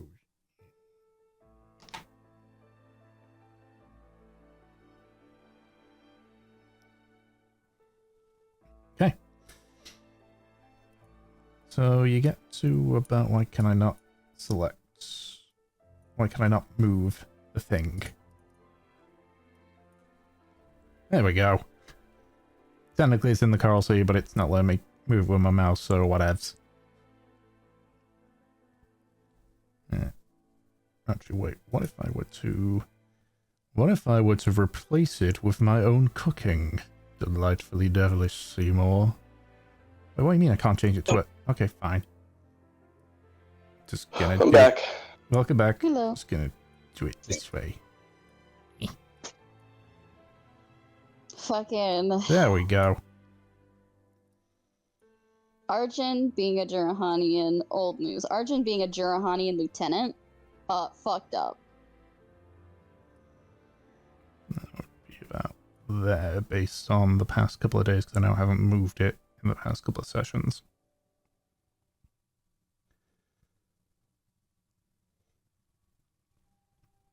You're like, that game.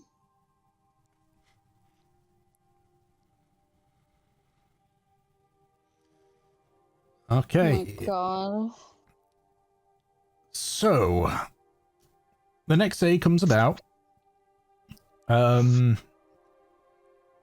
It's still rather windy, but it looks like the storm has, for the most part, petered itself out. So the ships come together once more. All the crew which aren't going to be participating in the fight are moved onto the Nymph's Needle.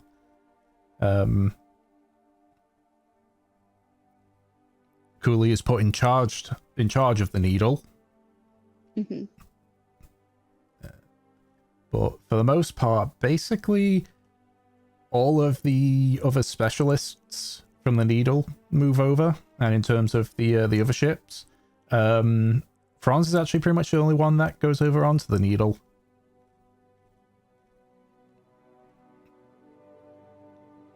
Everyone else is coming with us?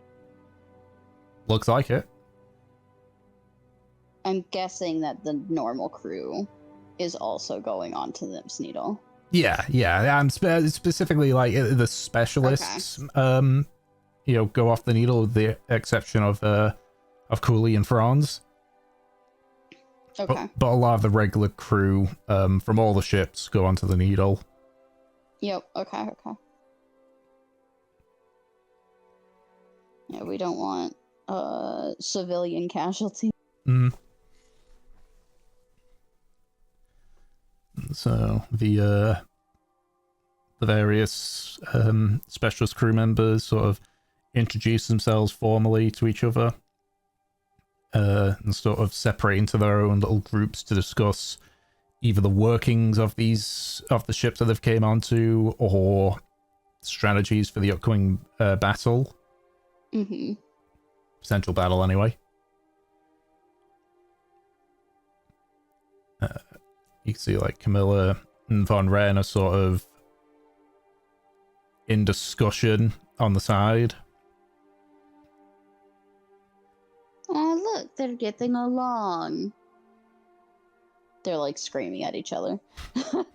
They're not. It's clear that it's sort of angered whispers kind of deal. Yeah. Like their body movements make it very clear it's not a casual conversation. But it's clear that they see enough sense to keep their voices down. Fucking Mev just like at some point rolls her eyes. Man, and I thought I was supposed to be the child here.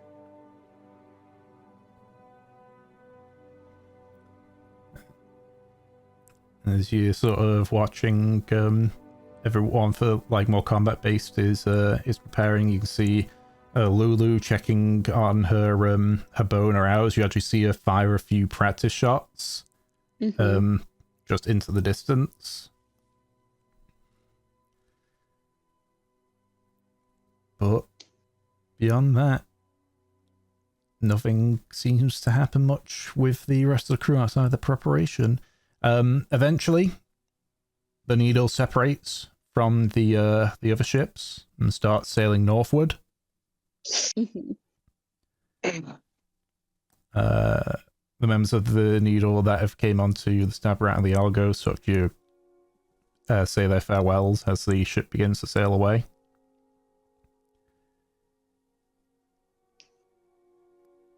All right, fucking.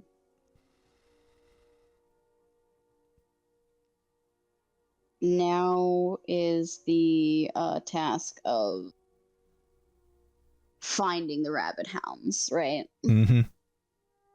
All right. So, you do recall the routes that they had noted out. Mm-hmm. So if you want to make a perception check, you will have advantage, especially if you're if you're helping with the navigation and such.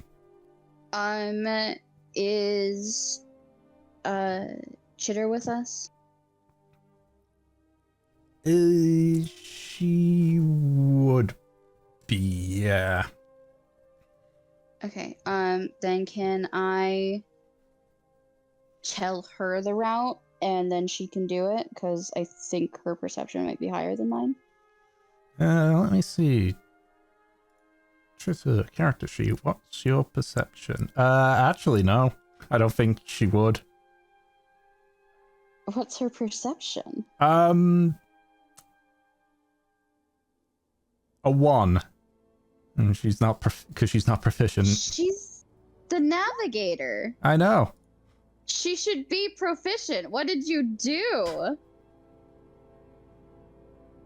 Fucking. I'm gonna call that a mistake on your part. But yes, I will roll advantage. Mhm. Because my perception's a +4. What the fuck? She's the navigator. I mean, I'll still roll for Chitter with advantage since you gave her the route as well. 9. Great. Amazing. Oh, she's not proficient. That's bad, huh? Fucking... Yeah. Okay, you getting lucky is different than her being good at it. Either way. Either way. Alright, bucko. An 18 is an 18. An 18 is an 18. Alright, Chitter. Chitter's just been flying by pure luck in the seat of her pants this whole time. Yeah.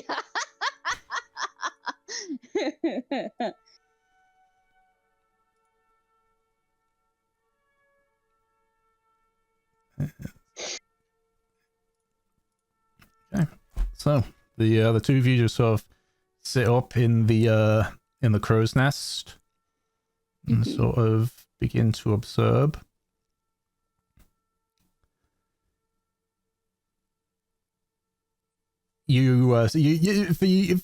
For Mev, she's more like looking at the sort of like sketch of the route that she has. Mm-hmm.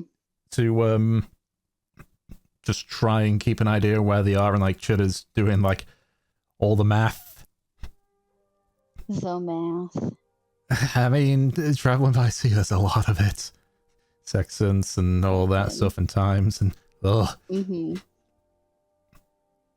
Yeah, trigonometry. And eventually, as the skies clear a little bit, you do see terrain on the horizon. Or specifically, she points it out, and you sort of like look up and you can see what appears to be the island of Yanta. You can see you sailing towards it. Mm-hmm. And as you're sort of like looking around the southern portion of the island, seeing if the ship shows up, there's sort of like a very rapid tap on your shoulder from Chitter as she's sort of like pointing over his head, like, ship. Oh, shit. Right. Yeah, Mev will, Yeah, you sort of look to the north side of the island. okay. And you can see two ships moving in convoy, far in the distance still, but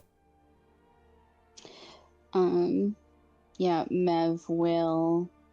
I don't know who is manning the wheel right now. it's Von Ren. But it's Von Ren. I wasn't sure if my mom would fight him for it. Fucking... She will, click in and be like, we've got sight of them. Whoa, Up what the hell's this? I don't think you've ever You've clicked had into this it. reaction like 3 fucking times now. Get used to it. Sorry, ma'am. Von Ren's just being fucking yelled at by these nips every fucking day. I'm focused on keeping our speed level with the algos. I'm sorry, miss. Yes, Mevla, what is it? The fucking ships that are up north, you fucker. Fucking man, fucking motherfucker. So that's them, huh? Sure fucking looks like it. Well, I don't know. I've never seen Mevla. I've never seen the ships you're talking about. Jeez, fine, all right. Let's just feel like you sort of Steer lurch the a bit to the fucking side ship, as you he blonde turns. bastard. You sort of like lean a bit to the side as he turns the ship quickly. Is this your man? Is this your man? Fucking my men are full of idiots and liars. I don't know what you want from me.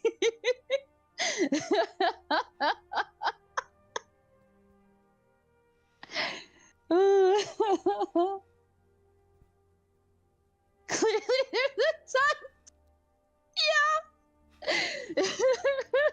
Dumbledore's final thought is, "Oh, I can't not fuck him."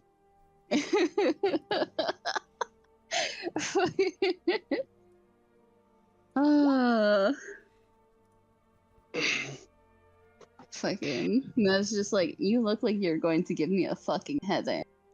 I like you. Oh, alright.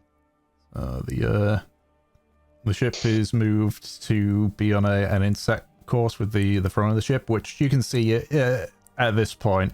The ship at the front is definitely the Rabbit Hounds. Mm-hmm. The ship behind you assume is a Rising Star. It's one you've never seen. Yep. But there's movement around the mast. There's signal flags are being put up to indicate to the two ships that they are friendlies. Mm-hmm. The Algo sort of like picks up its speed so that it's somewhat in front. And for the next couple of minutes, you slowly begin to approach the ship. You do notice at this point, the sake of not saying as many words, the Rising Star, not the ship you assume is a Rising Star.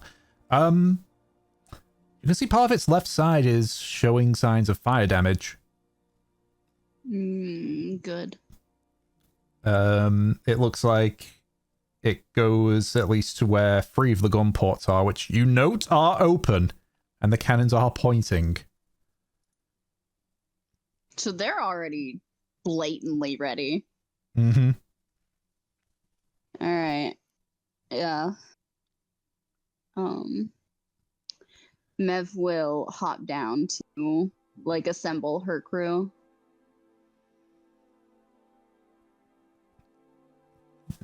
So the May and Light negotiation crew show up. Mm-hmm. Camilla's just looking over at the Rising Star, and you've seen this look on her before. It's sort of like basically going into like full analysis mode. Mm-hmm. As she's sort of just looking at the ship, and clearly you can almost like see in her head like her matching up various attributes of other ships to get a read on it. Looks like they're already ready for a fight. Paranoia, I'd imagine. Johanian or no, they are still in, well, technically enemy water.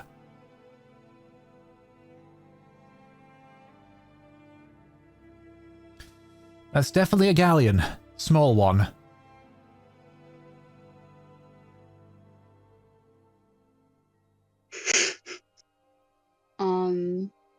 Just from seeing their gun ports open, would we be able to tell how many they have? How many cannons? Yeah. Make a perception check.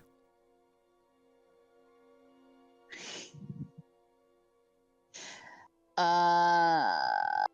I still have Honor and Spyglass?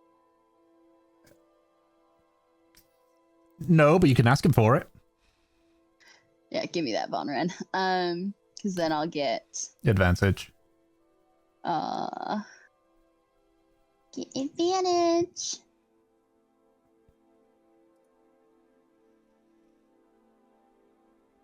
God. 10. 10. I mean, thankfully with the like the storm petering out and everything, it's, and the fact that it doesn't look like they're concealing them a whole lot. You count, I just need to double check on a small bit.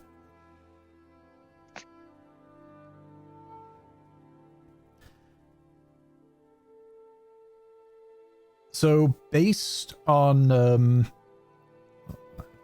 one sec, my brain's struggling to count. counting. What's that? I don't know.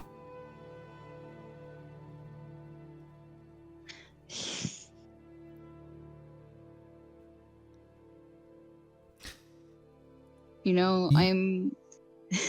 yeah.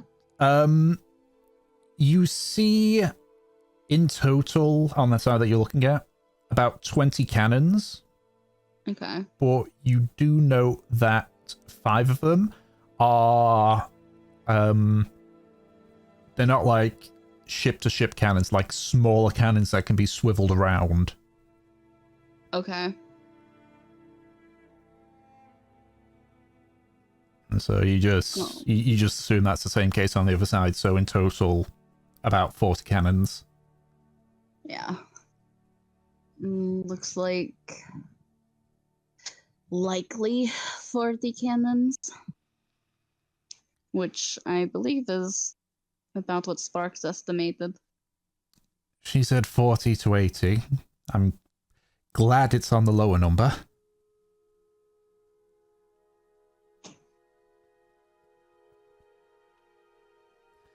I also note some damage on that ship too. Yeah, we and the Rabbit Hounds tried to get some sort of sabotage in place. Looks like they were successful. Good. That's good.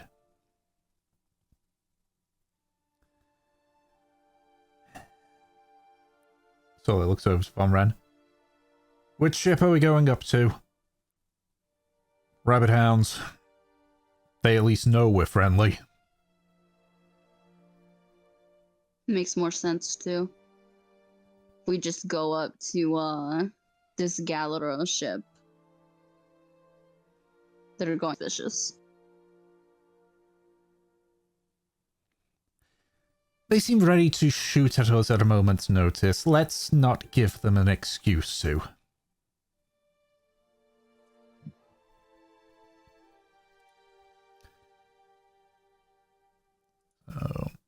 You gradually or collectively begin to slow down as the stab rat pulls alongside the rabbit hounds.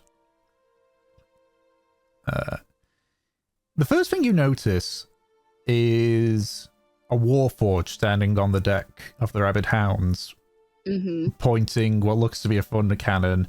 You can see my brain just blanked on the captain's name. Arant? Yes, Arant. Is sort of yelling at the Warforged. So these guys like hand on the cannons, just like press it down, but you can see that the Warforged keeps slowly raising it up all the time.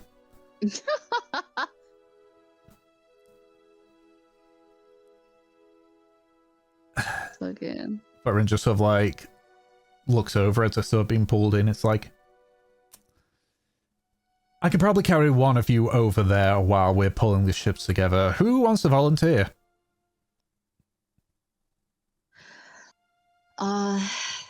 I will. So like crouch down. Let's get on my back then. Mev stares at him for a minute, just like she shakes her head and hops on. Yeah. So like stands on the railing, just sort of like looks down. Apologies for the loud noise. He sort of like claps his hands and it... You almost think it's almost like a thunder wave, but it's just a very loud noise that sort of gets your ears ringing. But it's like a whoosh of air as whatever magic he was using takes hold and sends him flying about 30 or so feet in a diagonal direction. Sweet Jesus. All right. You sort of, it feels like you're floating there for a second before you land down. I'm going to make an acrobatics check for Von Ren to see if he makes it. Yeah, he does. So he sort of he lands hard, but he doesn't like stumble over. It's like, oh, okay. Jeez, you do that a lot? when I need to. So, like, crouches down so that you can hop off properly. The Warforged at this point is staring at the two of you. You're constantly trying to raise his gun even more. Norrant's like... Who's your friend? This is, 1 second. So, like, stands in the way. It's like, look here, you stupid tin can. Your boss wanted to find a crow's nest captain. So, like, looks back at Von Ray. He's like, yeah, crow's nest captain. Got another one with us too, if you let our ships come together. Well, there you go. Your captain wanted to get to a crow's nest captain. We got one. Quit trying to shoot him. The captain also said that we ought to get through to the shield. Yeah, to see a crow's nest captain. The captain said it was imperative we get through to Mary LeBerry. You are meant to lead us there. So it looks back. He's one of them non-sentients. Follows his instructions to a T.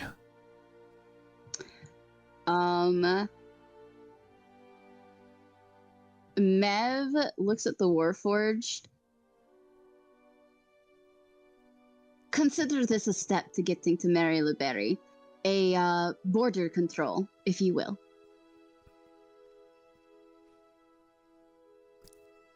It doesn't seem to acknowledge you. Wow, rude as fuck. Cool. Mev, like Von Ren just hears in his head, I fucking hate these things. I don't know. No. I got an idea. Hold on a second. Hey, his name's Orant, right? Orant? Orant. Orant, yes. Orant, yeah. Captain Orant. You're telling us this Warforge wants to get to Mary LeBerry, and you're meant to lead him? Aye? Well, that's going to be a problem for you there. What do you mean? Well, for potentially bringing somebody unapproved through the Coral Shield is strictly forbidden. So, I'm sorry to say, but we're going to have to forbid you access to Mary LeBerry. What? Oh you just hear in your head. Just play along. Tell him if you can as well.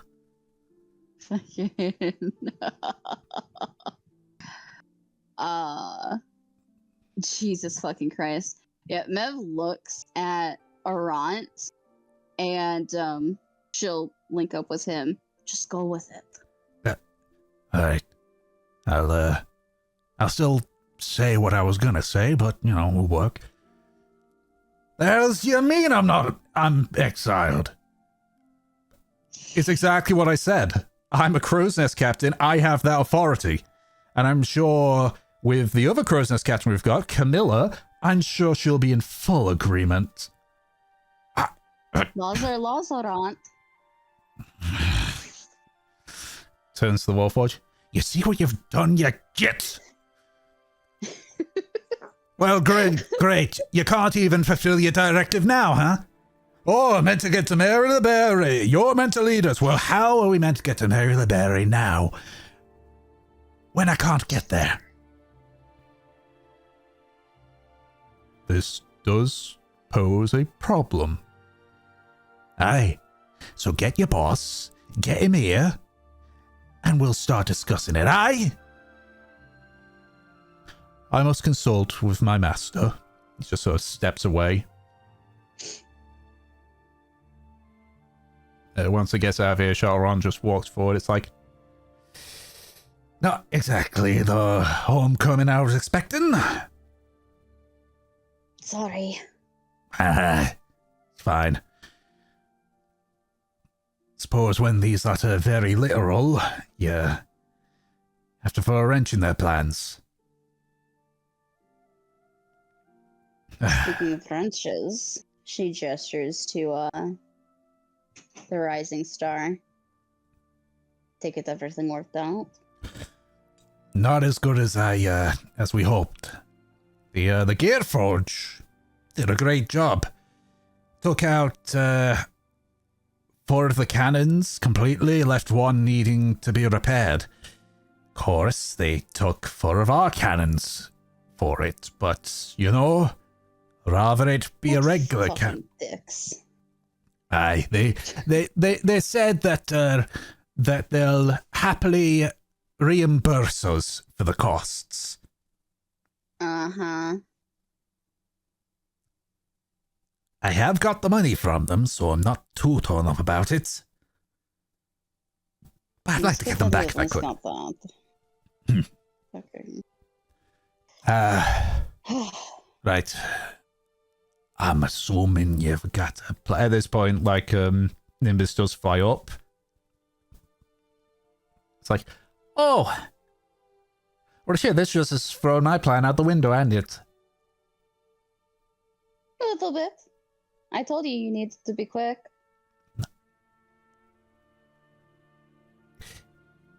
You have smiles. You put him up to speed, I'll go tell the others.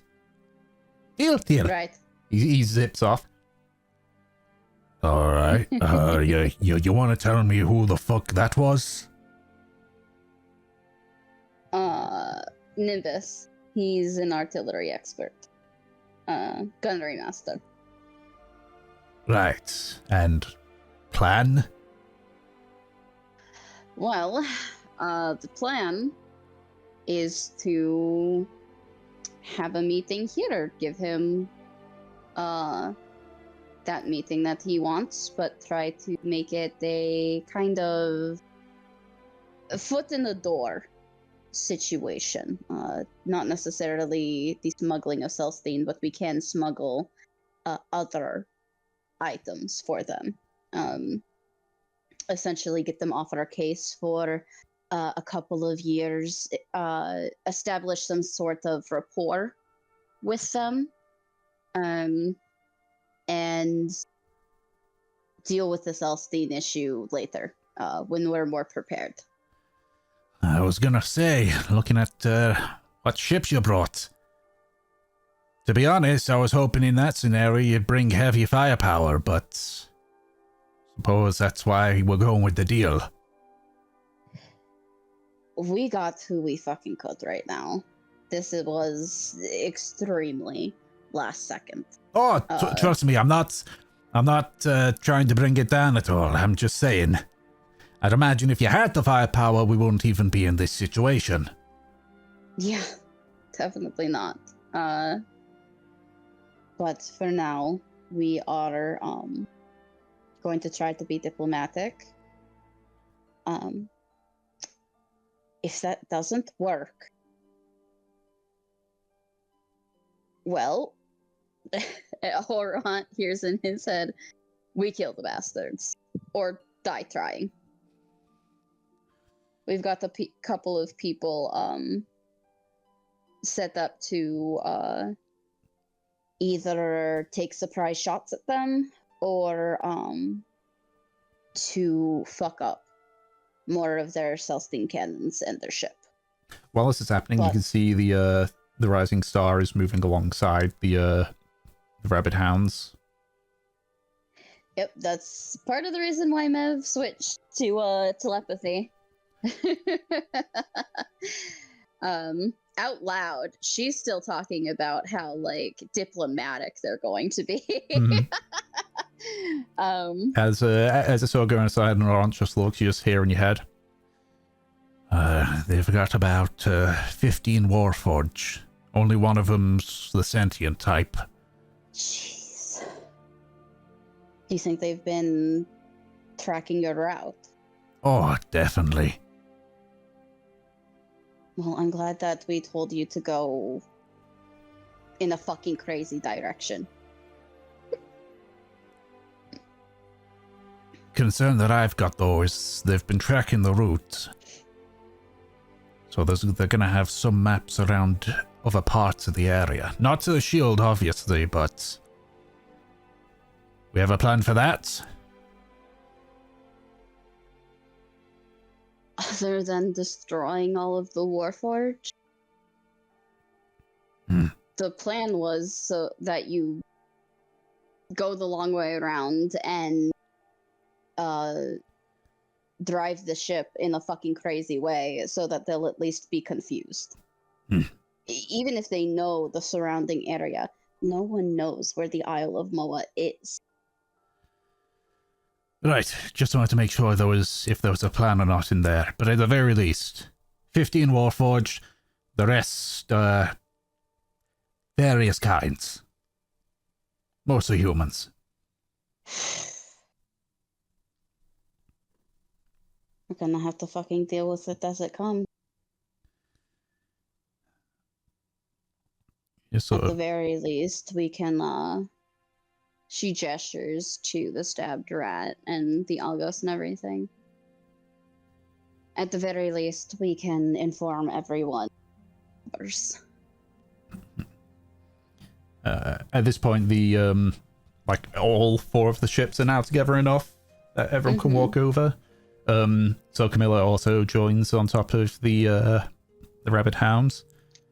Just looks, she's like, Captain Aront, ma'am. No other words really beyond that.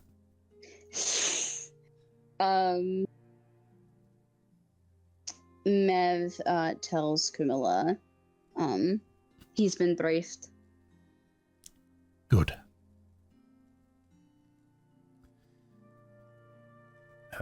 The Warforged that had been on the ship just approaches like, I require identification from all of you. You don't need identification from them. No, that's fine.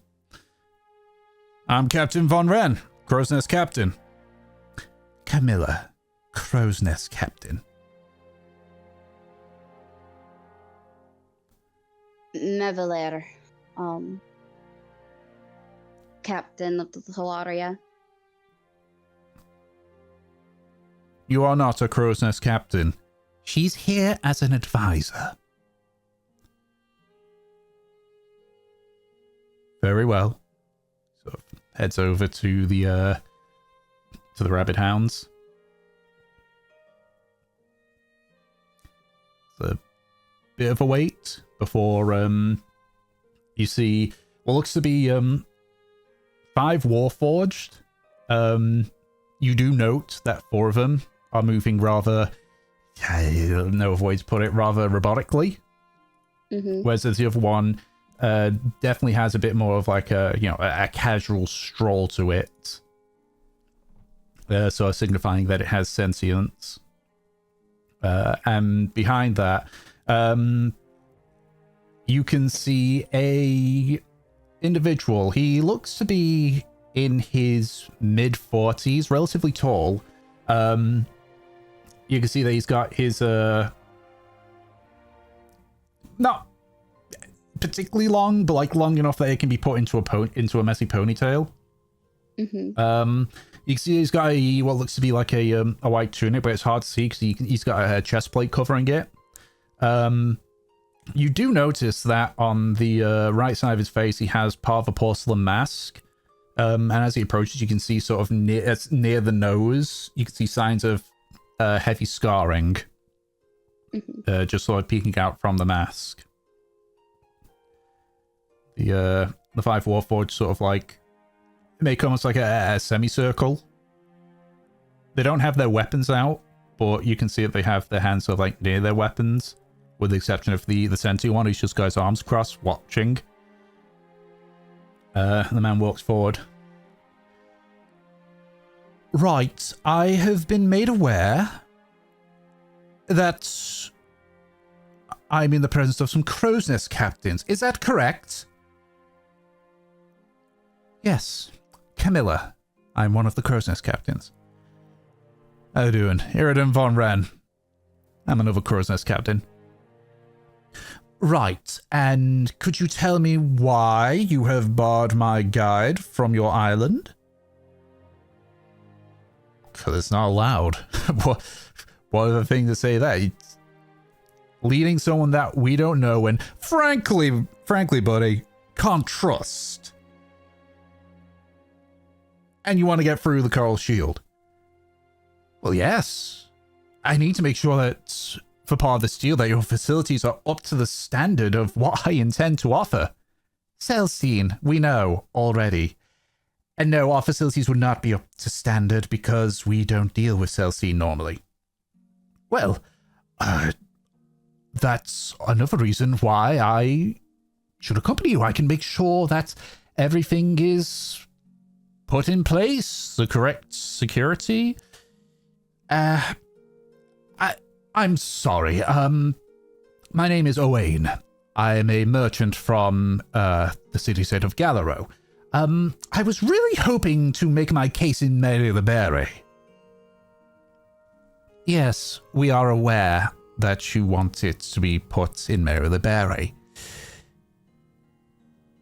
The fact that you know of us and our island... I just want to, like, insight this guy while they're talking. Sure. What are you inciting?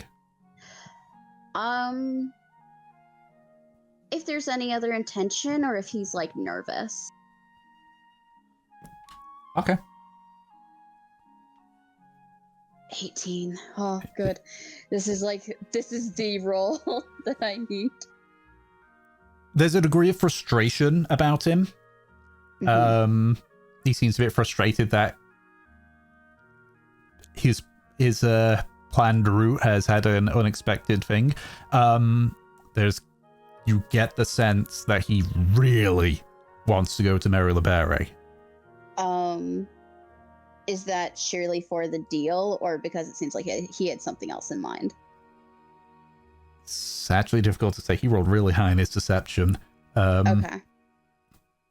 But there is a definite, emphasis on going to Mary LeBerry. Mm-hmm. In terms of nervousness, he seems a little bit caught off guard. Yeah.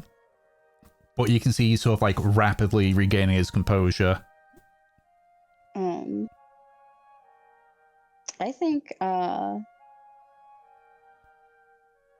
Mev is going to step forward, give him one of her token smiles, little brush of her hair, and she says,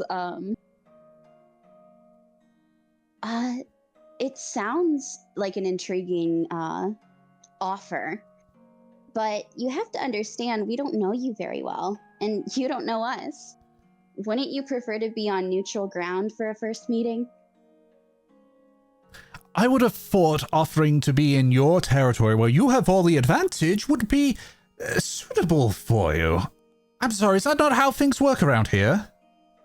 I'm sorry, are you mad at us for coming to meet you? I thought that we were helping you. I mean, I'm quite honored that two Crow's Nest captains had came to, I'm sorry, who are you again? Oh, I'm Mevalaire. She looks at Camilla. I'm, essentially supposed to take over for Camilla in the future. I'm here both to study and as an advisor. She smiles, for fuck's sake. I was not aware that they train, curse accentless Mev. Yeah. Yes, it's kind of cursed. Yup. Accentless Mev doesn't exist. She can't hurt you. Accentless Mev. I'm so...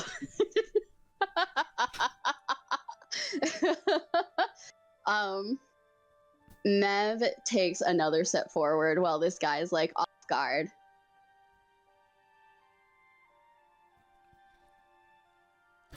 You have to understand as a merchant that, relations have to be dealt with on both people's terms. We thought it best to come to you. Can you blame us for that? I suppose I suppose you do have a point there. Farenzo speaks up. I mean, look at it this way. fact that we came to you, we really want to hear this deal. You should take it as a sign of good faith. I hope Right. that's okay. That's... Sorry, I think this is hilarious. That is fine, miss.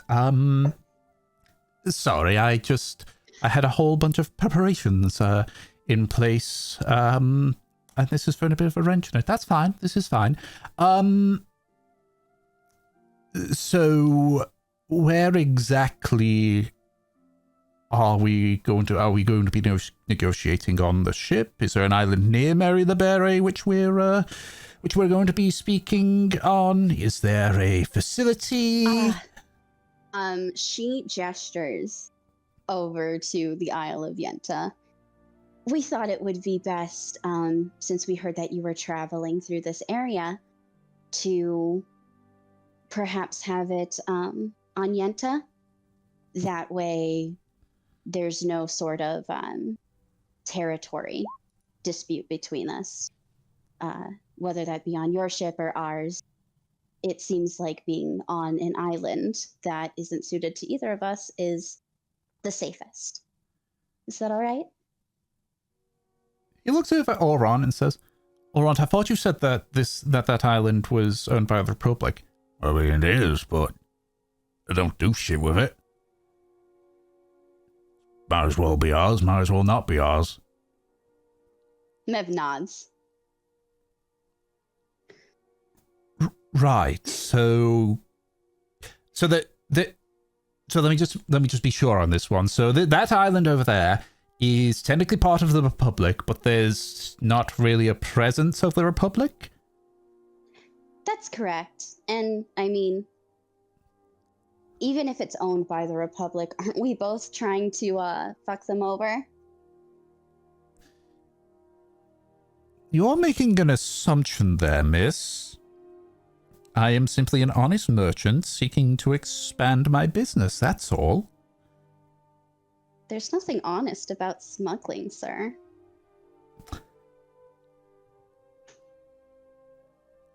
But is it, though? What if it's for a good cause? We can both think it's for a good cause, but other people might disagree. Alright, I thought your lot were into this kind of deal. I ask you to pay him some respect, sir?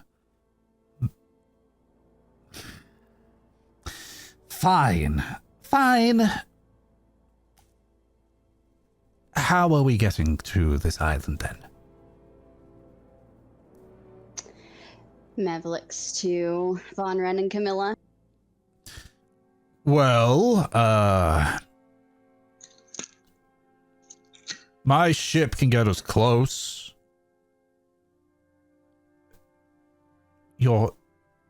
Which one? The one with the really tall mast? Yeah. Right, and what's the other option? The other option is you can take a lifeboat over there and row yourself. What if we simply move all the ships closer and then take the lifeboat?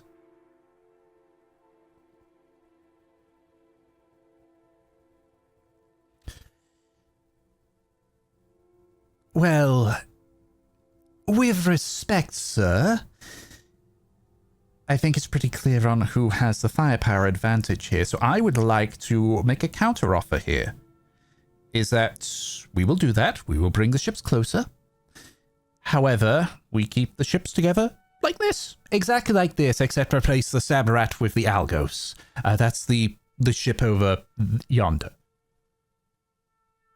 So it looks over like.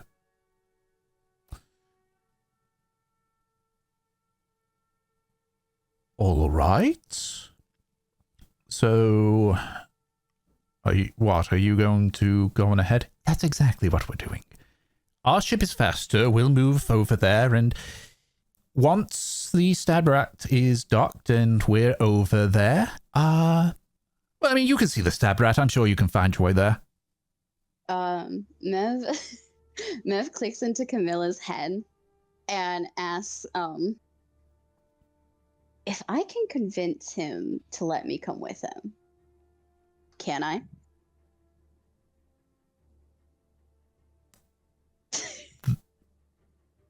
This is going to be extremely dangerous. Are you sure that's what you want to do? It's just more so that I can get the better lay of the land and lull him into a false sense of security that they bright-eyed newcomers just so interested in all this Durahanian technology. He's so cool. Try to get as much information out of him as you can.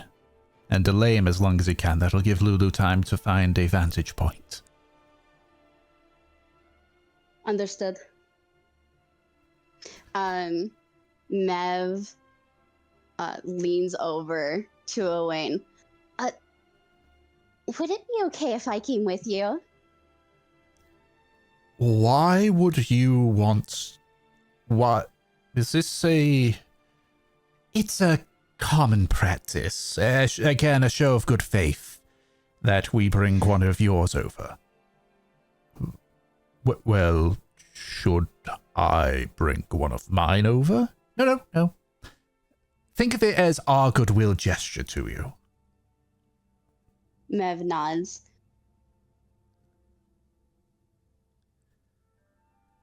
In a way as well, if you're really being untrustworthy, I think of it this way.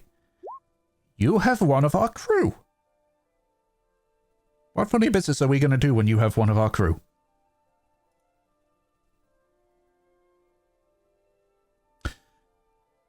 Fine, but... So, like, roughly indicates to, like, the weapons that you've got. No weapons.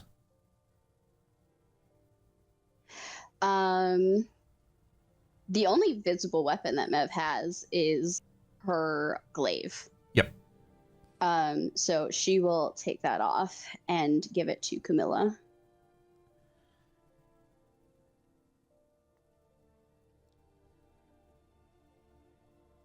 And you have no other weapons? She, like... starts to like pat herself down. You know what? Because of her own capabilities, Mev reaches into her boot. Sorry, and takes out her stiletto, hands it to Camilla. Nothing else. I should be all good. He's gonna insight you. That's okay because she legitimately doesn't have any other weapons. Okay, yeah, he rolled a 18. So yeah, you don't have any more weapons, so it's like... No more weapons. Very well. You're free to head onto the ship. Please stay on the top deck. At least for now. Yay! This is so exciting! If one of them leads Mev over, Mev will follow them. So it looks to us like, very well, once I've moved the ship closer and all of these are set up, I will join you as quickly as I can. So like turns around, he like puts a hand on the sentient ward forge, and none of you can lip read, can you? Nope. Nope. Okay, so like leans over to have to be a performance check somewhere in this. Fucking, I don't know what you're talking about. I've been executing things very well, and I've not had performance yet. I mean, realistically, the only thing performance-wise would more just be for holding the accentless part. Yeah. Fuck it. After a session for your heart, sure. Sure, after the session, we can see what would have happened if Mev did a performance check. Okay, sort of like leans over to the sentient one and sort of murmurs something. If anyone's nearby, you can try to make a perception check to hear him. Well, I've gone away. The only people there are Camilla, Von Ren, and Armand, right? You haven't gone away yet. Okay. Well, I'll do a perception check, but they should too. And they're still connected to me. I have a crazy range on my telepathy now, so 12. Let me just roll that. Ooh. Ooh. Yeah.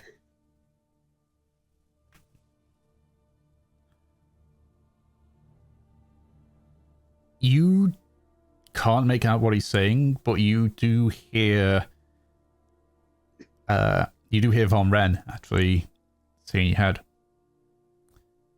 He's planning something. Of course he is. Said something about contingency H.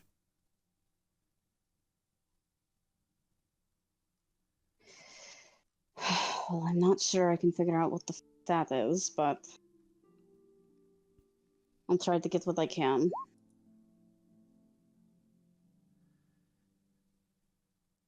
We'll keep ourselves on guard.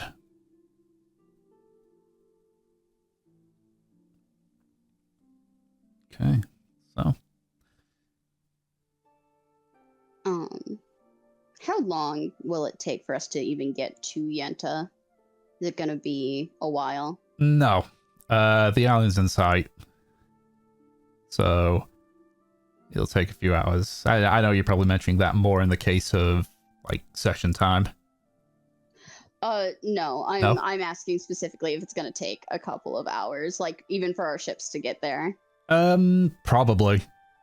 Cool. Awesome.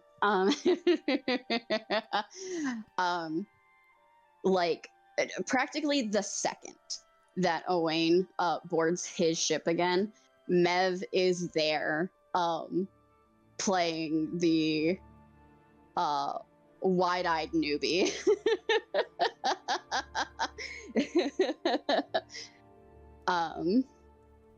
And she is basically going to be like, so you're from Jurahan, right? But not like Jurahan, like Gallaro. I hear that it's different. It's some sort of what is it? City-state, I think. Yes, it is. It is a city-state. I personally would like for us to have more autonomy, but I can't complain. It's mostly diplomatic stuff we can't deal with when we have to pay a tax, but it's usually rather again, being a merchant, you know, you always want stuff to be a bit more easier, I suppose. Well, yeah, I mean, from what I've heard, it sounds kind of unfair that Jurahan Gallaro under their thumb. I mean, I wouldn't say that, but I would. From what I hear, you guys are like making all the what you could out there. Making all the technological advancements. Well, I mean, yes, that once upon a time, nowadays less so, especially with the reforms. More of Johan is taking the load, plus we've got what's it called? It's an organization that surfaced recently. They're not Johanian, though. They're technically independent. I need to find it in my document. I think OSHA would have a heart attack if it saw the various violations that were committed, especially in the facility below Platinum Hold. They would. There we go. They saw Platinum Hold. They'd faint. The Arco Research Institute are mostly helming that. Mostly made of Gallaro representatives, but few of us. few of us. Are you like part of it, or? No. I'm a humble merchant simply trying to expand his business. Oh, okay. So like, is it just like you, or is it like other people that are gonna be I guess working with us? It's mostly I mean, I will be the one that helms the operation, but I mean, I'd be renting ships and using some of my various employees. Is it like a company? Yes, I have a close group of people that sort of share my ideals, I suppose. We're not part of a company, but we do work. They're regulars, basically. Oh, okay. What do you mean by like ideals? We believe that we should have more freedom with trade, you know, like abolishing sales tax and all that. And sort of like looks around. Other stuff I think I would prefer to discuss with your captains. Oh, okay. Like, is that because you can't like say it out here? I can say it, it's just I don't want to repeat the story twice. Oh, okay. No, I get that. She smiles. But, you know,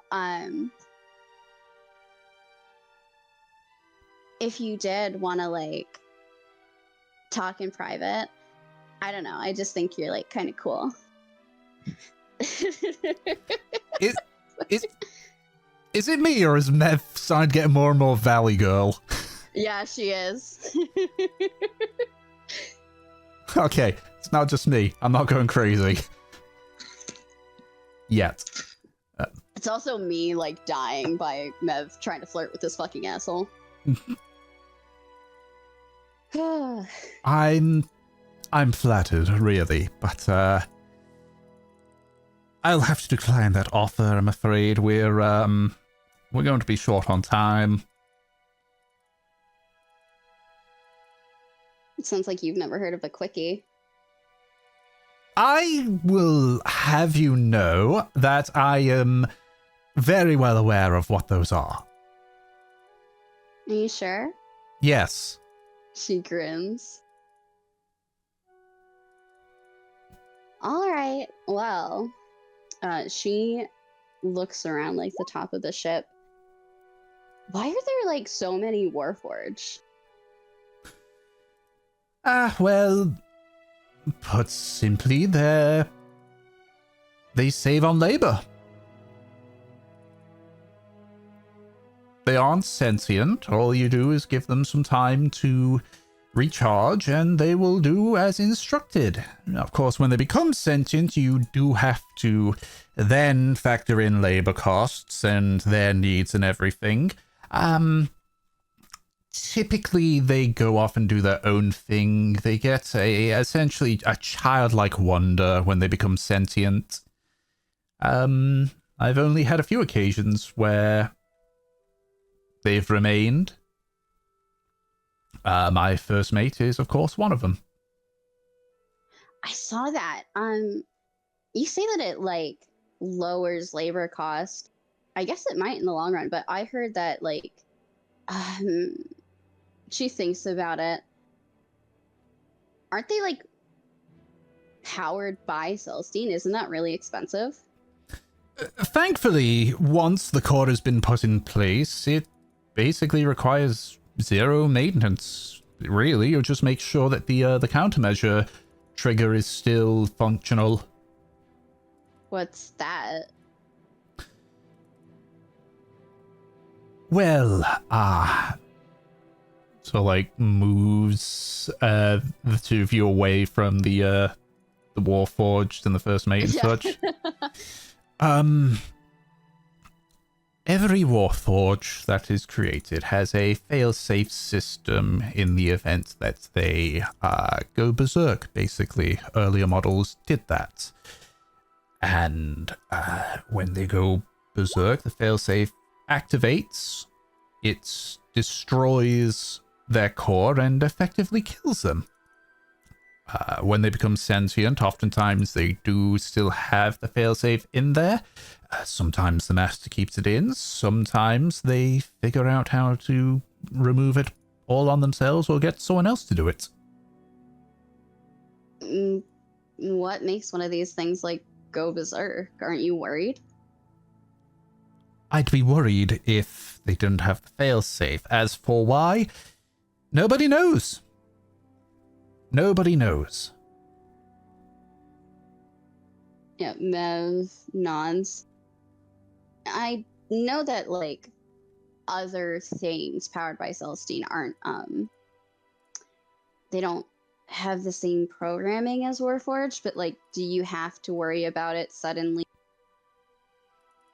going berserk or, like, exploding? No, Often? no.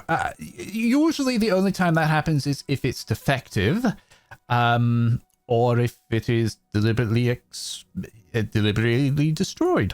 So the same as any other bit of equipment, really. Oh, I see. Okay. Yeah, Mev is like nodding along. So tell me more about, like, I guess just like Gallaro and what you guys are doing. Like, what do you intend to do with all of this? You mean the trade, or? I mean, yeah, if you get what you want, like, what's next?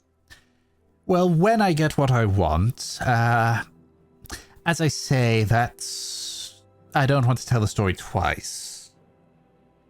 If it's necessary, I'll happily tell the captains, and of course, since you're an advisor, you'll be in their presence, so you'll know as well. Mev pouts at him. Look, I'm sorry, but this is also a matter of trust. I guess I get that. I'm just, like, super, super curious. I've never seen any of this before. I suppose I could give you, if you're very interested, I could give you a bit of a tour of the place while we're sailing.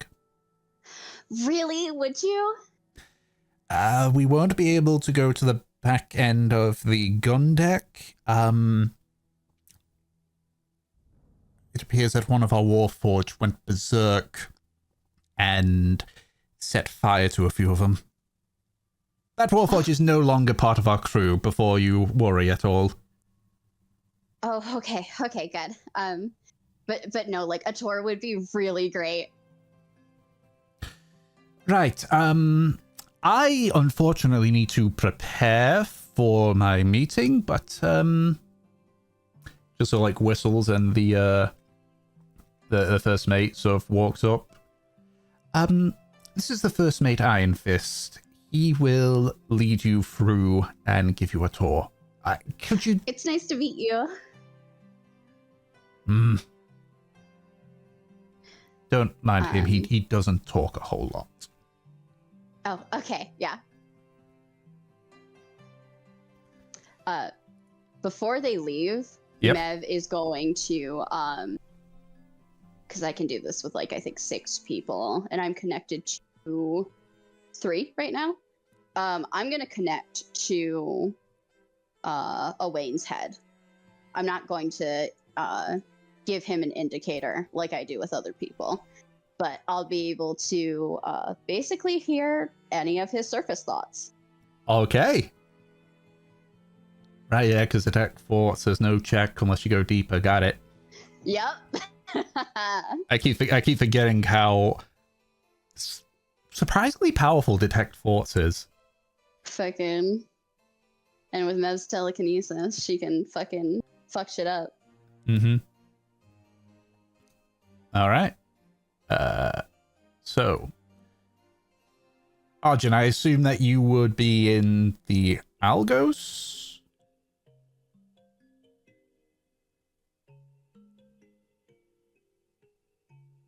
Brad's dead. He is perished. Parish. I was saying, yep, that's true. All right.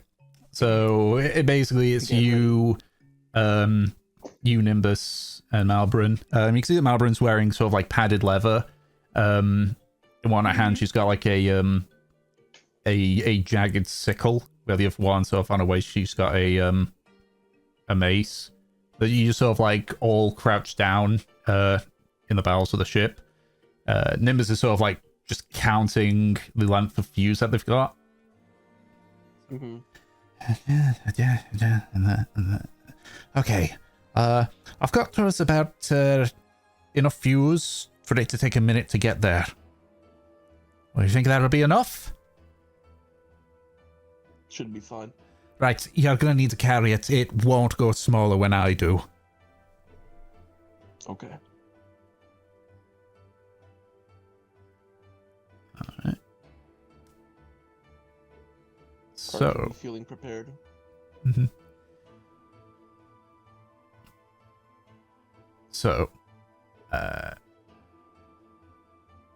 Havelock, what ship are you going to also be on the Algos because you need to put the invisibility on them? Or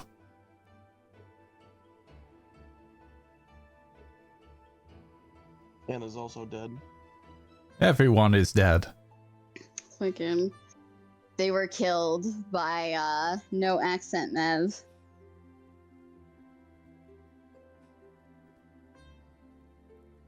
They it was like Minecraft poison damage. Fucking. They stand there going. I was really hoping that I could get into this guy's fucking room. But alas. We still have a layout of the this ship. This guy didn't go for a quickie. What kind of merchant is he? Fucking. What kind of corrupt Genuinely merchant though, doesn't get who his says dick sucked? no to Mev?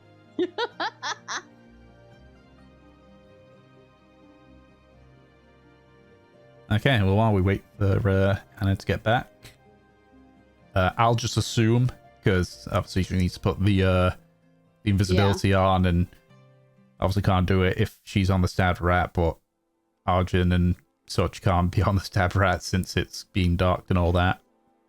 So I'm assuming what Havelock will probably do is put the spell on, dive into the sea and swim over.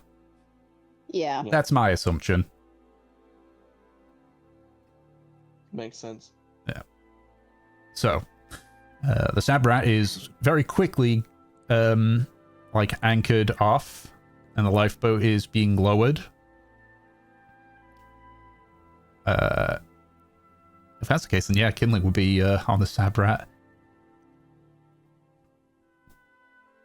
As Camilla, Lulu, Aldarian, basically the negotiation party, and welcome back.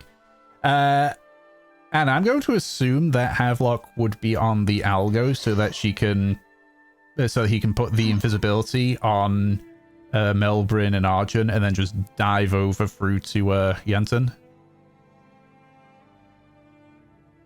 Yes. Okay. Woohoo! Figured it out. So, the first part of the negotiation group, I guess, is being rowed over. Kinley, you can see that Lulu's just sort of like at the front of the boat, just slowly scanning the horizons, while Camille and Von Ren are just both rowing. The few minutes, it's just like, so okay, where exactly are we going to be doing it? Right on the beach, exactly. Okay. Gives Lulu a good vantage point.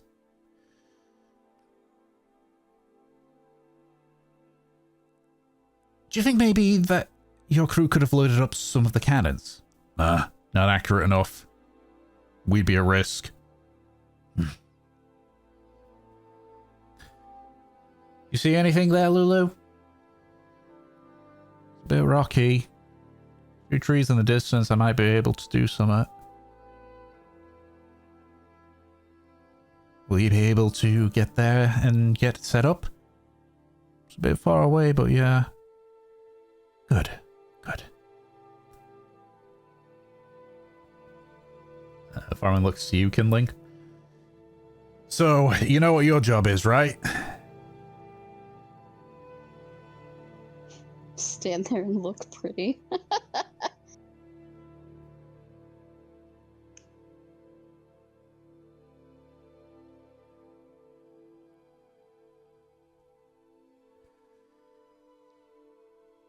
Right. Stand there if things go bad. Just hold completely still. Just stand there. Just freeze. How many people you think are you going to bring? Probably same number as us, maybe. Maybe more.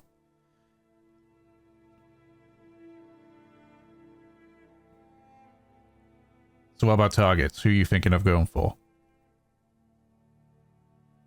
I don't know. I'm not thinking of that at the moment. Well, if it's a Warforged, I'll take one of them on. You? Take on a Warforged? Yeah, well. When a rat's in a corner, they will fight if they have to. That's not how the metaphor goes, but whatever. Sure. Go ahead and make an insight check. What are you inciting?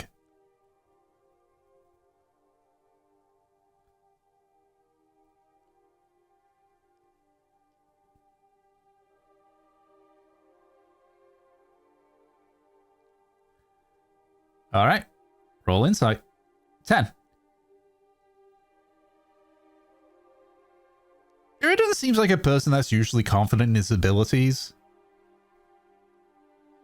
You don't know if that's ego or if it's genuine, like, he thinks he can take him.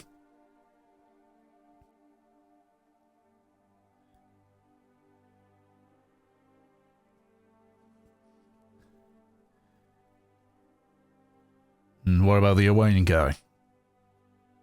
Like, are we gonna care if he's killed or not? I think if things start going south on the ship with whatever that contingency thing you mentioned was, it might be best to keep him alive. Could probably bargain with that. True. Well, we'll have to discuss it right before the meeting starts with everyone else, see if we're on the same page on that one. Yeah. So, scraping as the boat comes ashore. The beach is incredibly rocky. There's several boulders that are like easy enough to like hide behind.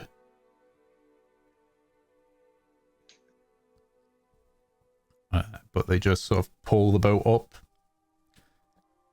Lulu begins to walk off towards a somewhat distant tree line. You sort of prepare yourself.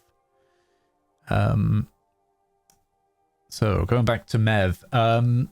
So yeah, it's a shitty tour. Iron Fist just basically points at stuff and just says like a single word.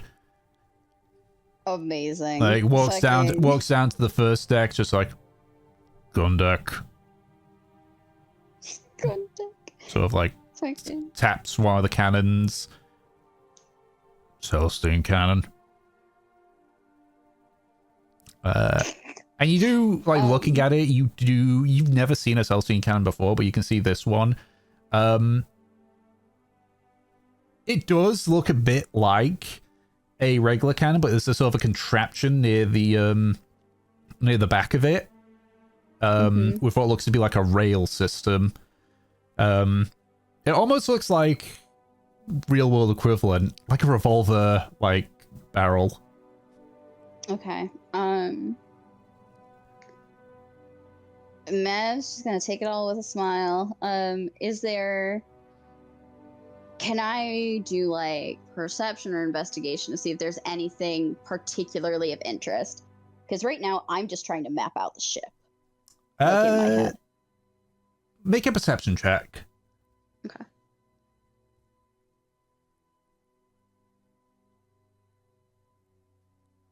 Ugh. At the very least, you notice that even though it's a Gallaro ship, you've been on the Maelstrom, and this just looks like a very miniaturized Maelstrom.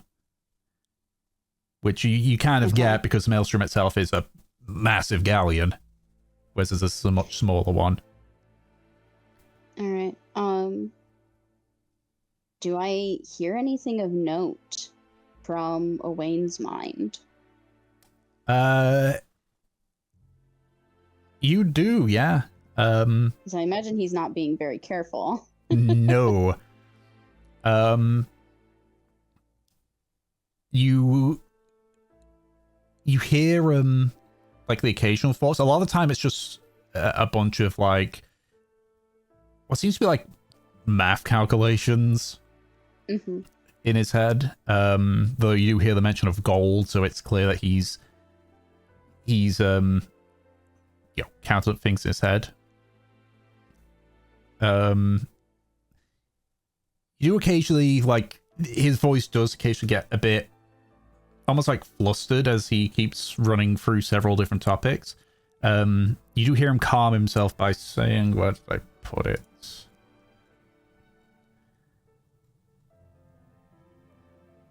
There we go.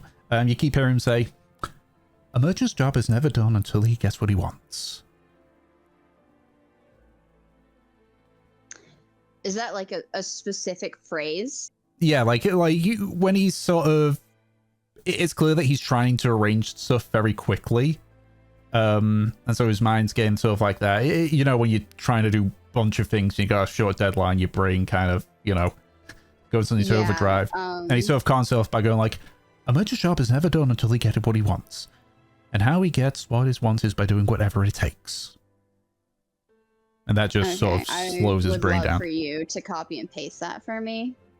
And then can I do maybe a history check to see if I recognize maybe where this phrase is from? Sure.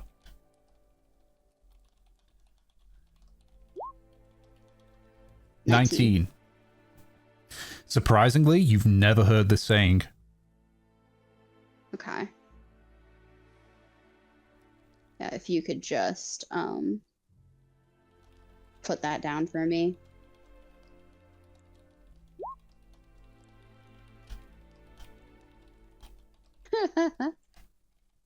Well, he said he was part of like kind of a group of like-minded people, quote unquote. Yeah, I gotta put in campaign notes too. Thank you. Technically different wording, but notes to brain to mouth. Yeah. Okay.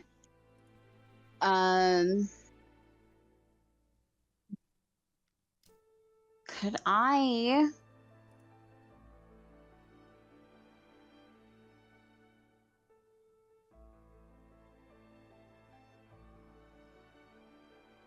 Can I mimic people's head voices? That would be a performance check. That would be a performance check. I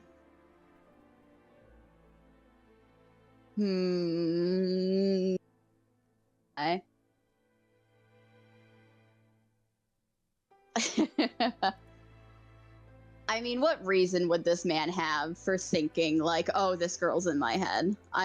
I'll do the performance check. Okay.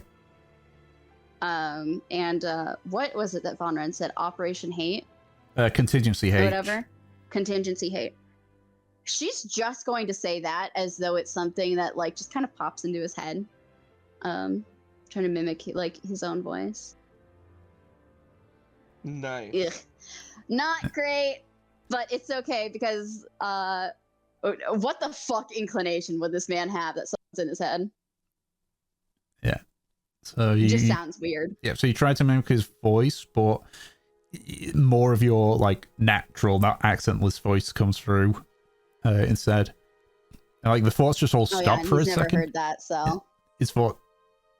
So it's like you like hear his like thoughts just stop for a second, it's like, and then you just sit there in your head, it's like, why was I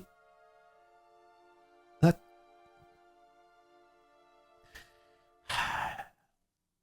I cannot wait until this deal is over. It's been a massive headache. A merchant does whatever it takes. All right. Prince's Goddamn, I job was is never hoping done. to like pull it to the forefront, but all right.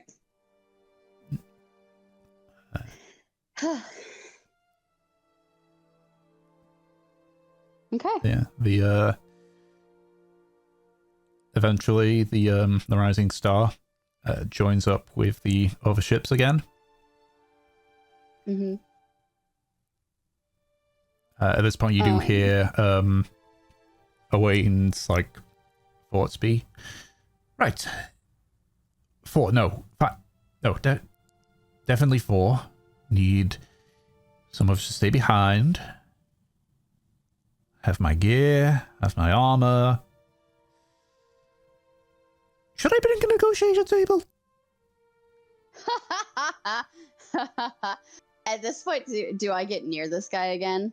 You probably would be, yeah. Okay. I think just to because I was asked to stall him a little bit longer. Mev is just going to basically gush about like the tour and how she saw like the cannons and everything, and the make of his ship is really cool. Basically buttering this guy up. Yeah. I don't want to do more accentless Mev. I hate it. You know, make another performance check, see how successful it is, or if he's still too gung-ho about doing what he needs to do. 20. 20! Okay. You do buy more time with that, because he does sort of like stop and just sort of like sit there. He doesn't really say much. He just sits there listening. He has a bit of a tired smile as he, constantly gushing over it. Yeah. He said that he was going to bring like what, 4 or 5 people with him. You heard his surface thoughts say that. Yeah. Yeah. Okay. Basically anything that I hear from this guy, I'm going to relay to the others. All right. Around this time as well, Havelock, you would have probably done the invisibility on Melbourne and Arjun. Okay, so they're set in place. Yeah. Nimbus has made himself tiny and is just sort of like hidden himself in your bag, Arjun. That means I should have hooked to Arjun too. I'll say that I did that before I left. I'll allow it, yeah, sure. I think I'm at like max capacity now. Yeah. So yeah, Havelock, you just quickly like put the invisibility spell in, you sort of get to a more quieter place on the ship and just jump into the water and begin just swimming under the water towards the island itself. So, I know the majority of this will take place in the next session because I'm aware of time, but I just gotta figure out how we're gonna do this. Do you have a map? I do have a map of the ship, yes. It's all nicely split up as well.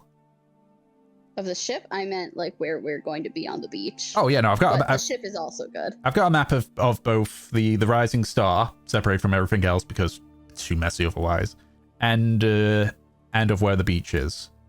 Yep. But it's only like a small section of the beach because I don't really expect you guys to go deeper in. Joke's on you. Because, yeah, we can just set everyone up on the beach. Mm-hmm. Well, I mean, it's just like, because obviously there's going to be the negotiation happening.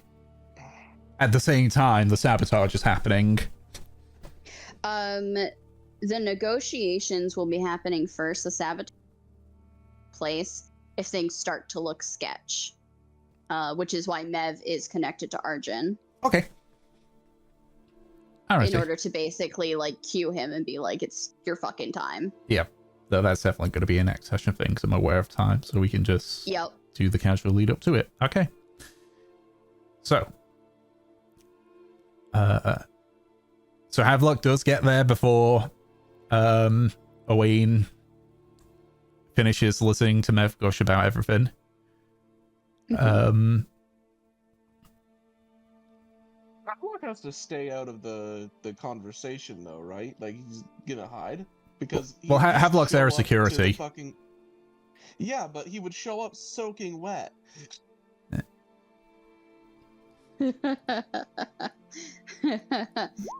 Havelock could hide in the water nearby. Yeah, I was gonna say, like, but isn't he gonna get, like, he just kind of looks over, he's like, why is your friend dripping? Yeah. So I was gonna say, like, Havelock shows up, drenched wet, like, and Von Wrench just like, just looks over at Camille and says, I suppose we could say he accidentally tripped and fell in. I mean, arguably, Okay. it's just I mean, I don't know. What do you want to do? Have like you want to act like you stayed in, or hide somewhere? He's gonna mostly stay in the water for Okay. now. So Havelock's hiding in the water. Havelock. Havelock. Do I get stealth with advantage because I'm in my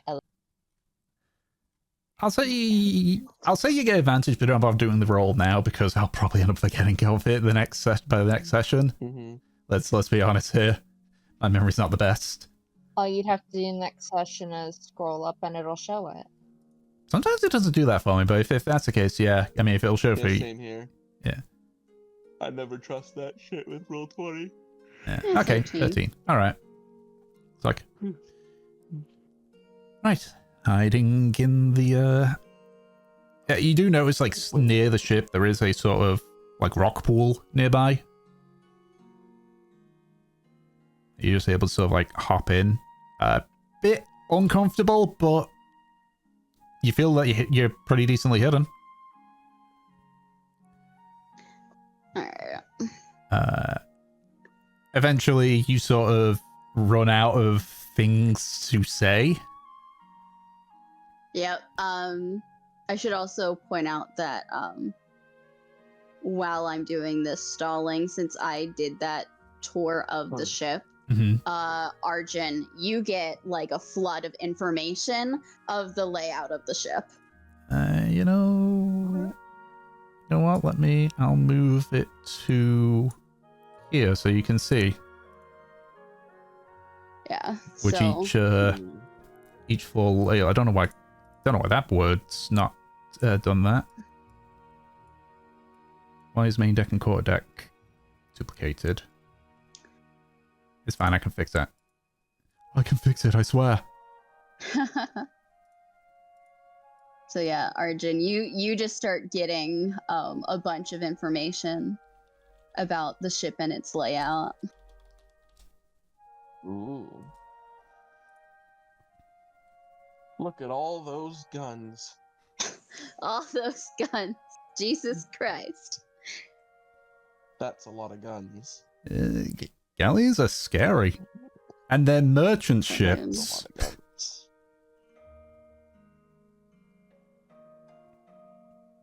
Yeah, so like you point out to like the regular storage, the magazine room. You know, if you decide to take everyone with you and all that. But yeah, eventually Owain sort of turns to the 4 of the Warforged, that basically all the non-sentient ones that came on deck with him, and it's just like, you 4, you're with me. Oh, to hell's with it! Get the table. I don't want to negotiate over a rock. While the Warforged head off, while the other 3 begin to settle into the lifeboat. A few minutes later, while the Warforged comes out with a round table, just like holding it above his head. Yes, as you do with a kid with the chairs, you know. Yeah. He just sort of like sits down while holding the table over his head. Just looks to you, Mav's like, ladies first. Oh, I thank you. Yeah, Mev will hop on, tell everyone that they are headed there, that there's 4 Warforged with them, and what does that mean? There's 11 Yes. on the ship? 11, okay. 1 being sentient. Yep, 1 being sentient. Mm-hmm. As the ship is lowered with Owain in there as well, you do hear a voice in his head go, "Don't screw this up, Iron Fist. If you can."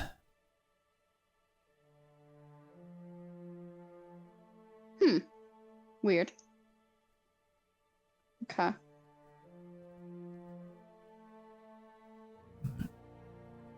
So, you are rowed out in silence. This time, Owain is asking you questions. Just so, like, is lean back and it's like, okay. If accentless Mev is too much for you, can do regular Mev, and we all know that it's doing accentless. I think Mev is just like, she has apparently calmed down since she got like all of her energy out. And how does Owain address her?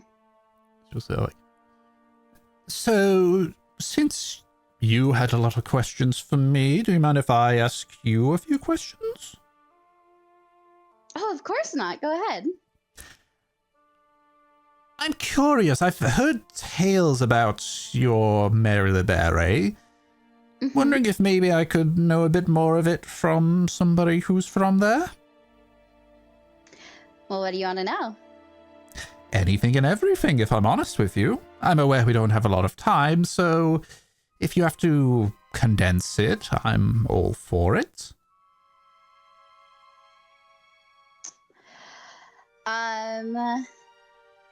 If he's just letting her go off, Mev's going to talk about specifically like random shit like culture or food or some of the clothing that they wear. Mm-hmm. Because he's not giving her specific direction. She's not telling him any important shit.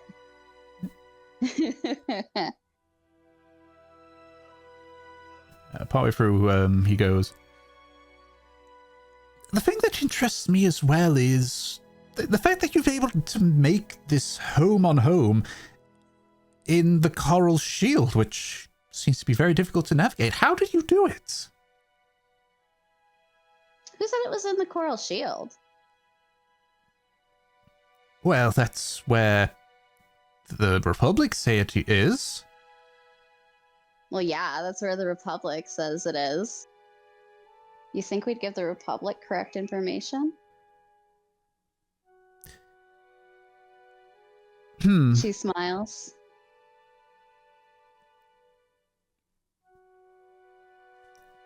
He's gonna do an insight check.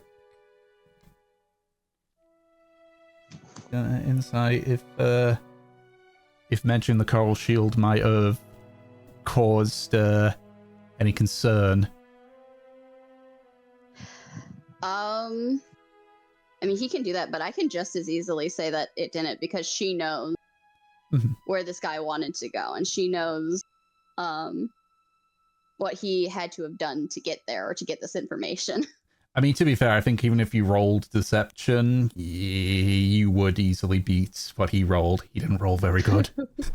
What did you roll? I rolled a 9. And I would even say, like, if you roll deception, you'd have advantage. Because, as you say, you know what it is he's after. Yeah, I can do that. Mm-hmm. Come on, Mev. Yeah, see? 20. Yeah, Mev smiles. She actually looks, like, a little smug. She's like, part of the reason that we're able to, you know, keep our heads down is because, frankly, the Republic doesn't know what's up. And we wouldn't tell them in the first place. I mean, suppose the route was a bit weird. I'm my apologies. I just assumed that, I mean, the area is decently mapped outside of the shield, so I assumed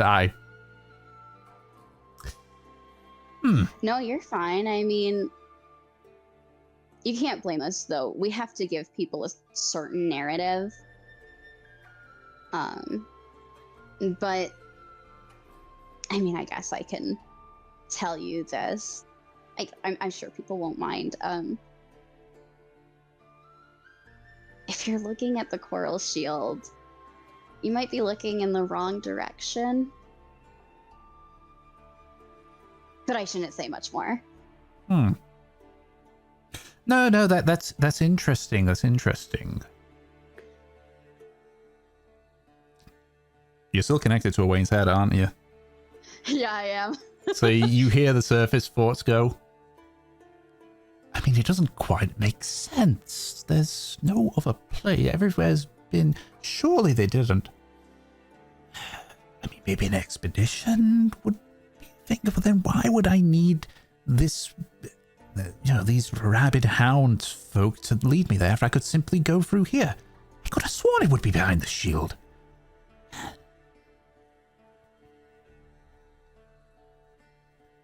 So, pause there for a second.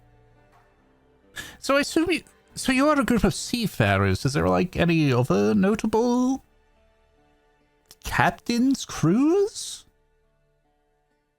Oh, you mean like our community? In a way, I mean, I assume this Von Wren is a captain of a ship.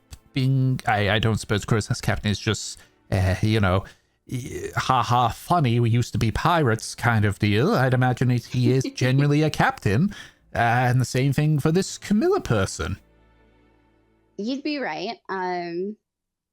Most of us are either captains or part of a crew of a ship. As you said, we are sea folk. Is there any notable captains outside of obviously the one I've met? Besides the other Crow's Nest captains, generally everyone else is Joe Schmo. And what about the Crow's Nest captain? captain? That we don't know each other, but I can imagine. I mean, I understand what you're talking about. I mean, I don't know every merchant in Gallaro, but we know it. I get it. So how many Crow's Nest captains are there then? I can't imagine those two would have all the power. Oh no. It shifts occasionally. Sometimes, new people come in, old people leave. Usually we have around 4 or 6. 4 to 6. Any particular names? Maybe they've done something quite notable. I might be able to know a bit about them. Any of them? She grins at him. Do you know Von Wren and Camilla?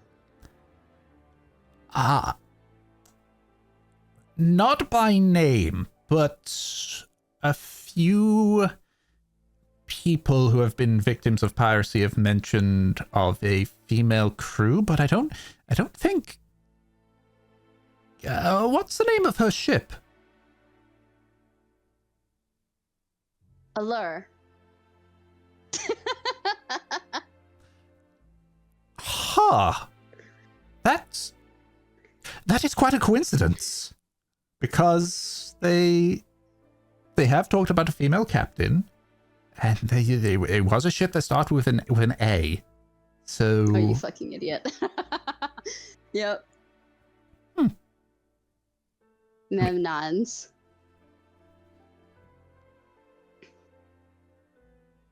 Interesting. Well, I'd be sure to. I'd sure enjoy to get to know more of the various crew and captains. But I suppose that'll happen when our deal is concluded. That's what I'm thinking. I just like, well, I don't want to get in trouble with my boss. I'm really sorry. I mean, I won't tell if you won't. Mev smiles and she is this is fucked up. She's gonna talk about the Ruby's Wrath. Ma'am. She's gonna talk about the Ruby's Wrath and Cadogan as like a captain. She's going to make it sound like he's part of Mary LeBerry.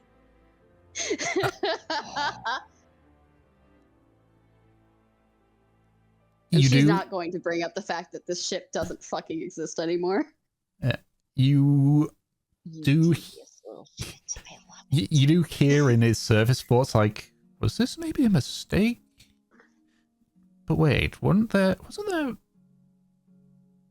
I should have looked into that rumor. No.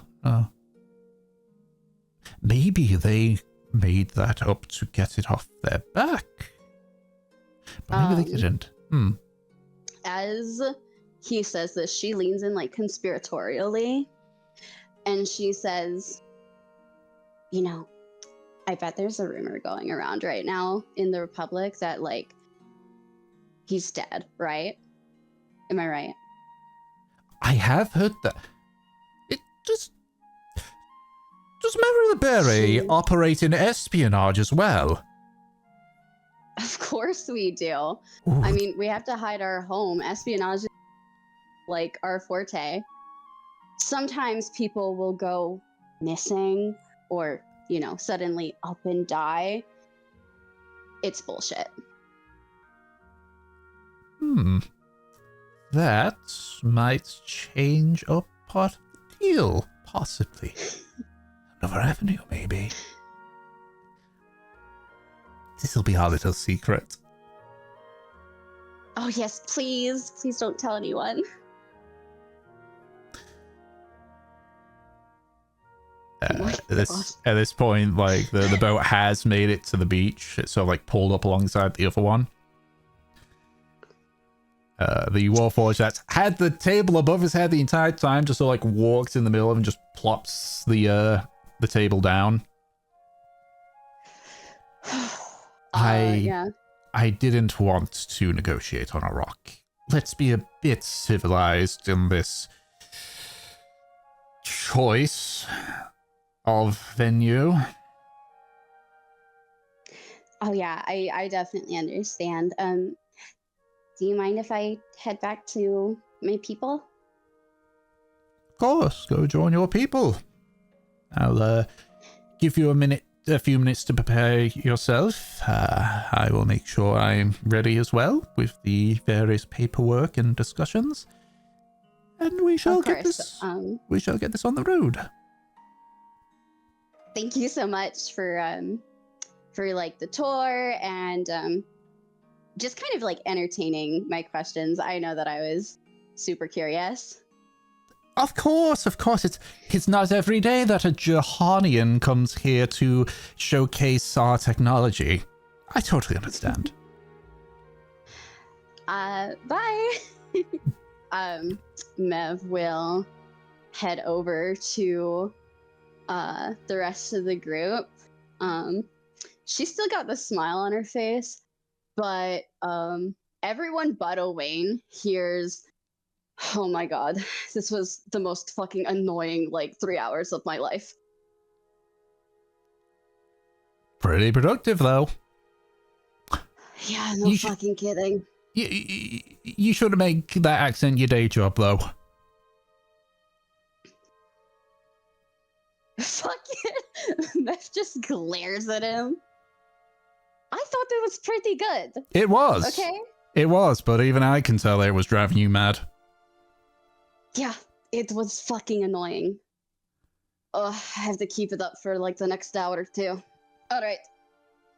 I'm ready. I haven't seen Lulu, but I assume that's a good thing. Yeah. right. Time for the weirdest fight of our lives, I guess. I'll admit I'm more used to solving things with blade and gunpowder, so... Right. And that's what we're going to call it for this session. Oh my god. Okay, before we leave, look at art stuff, please.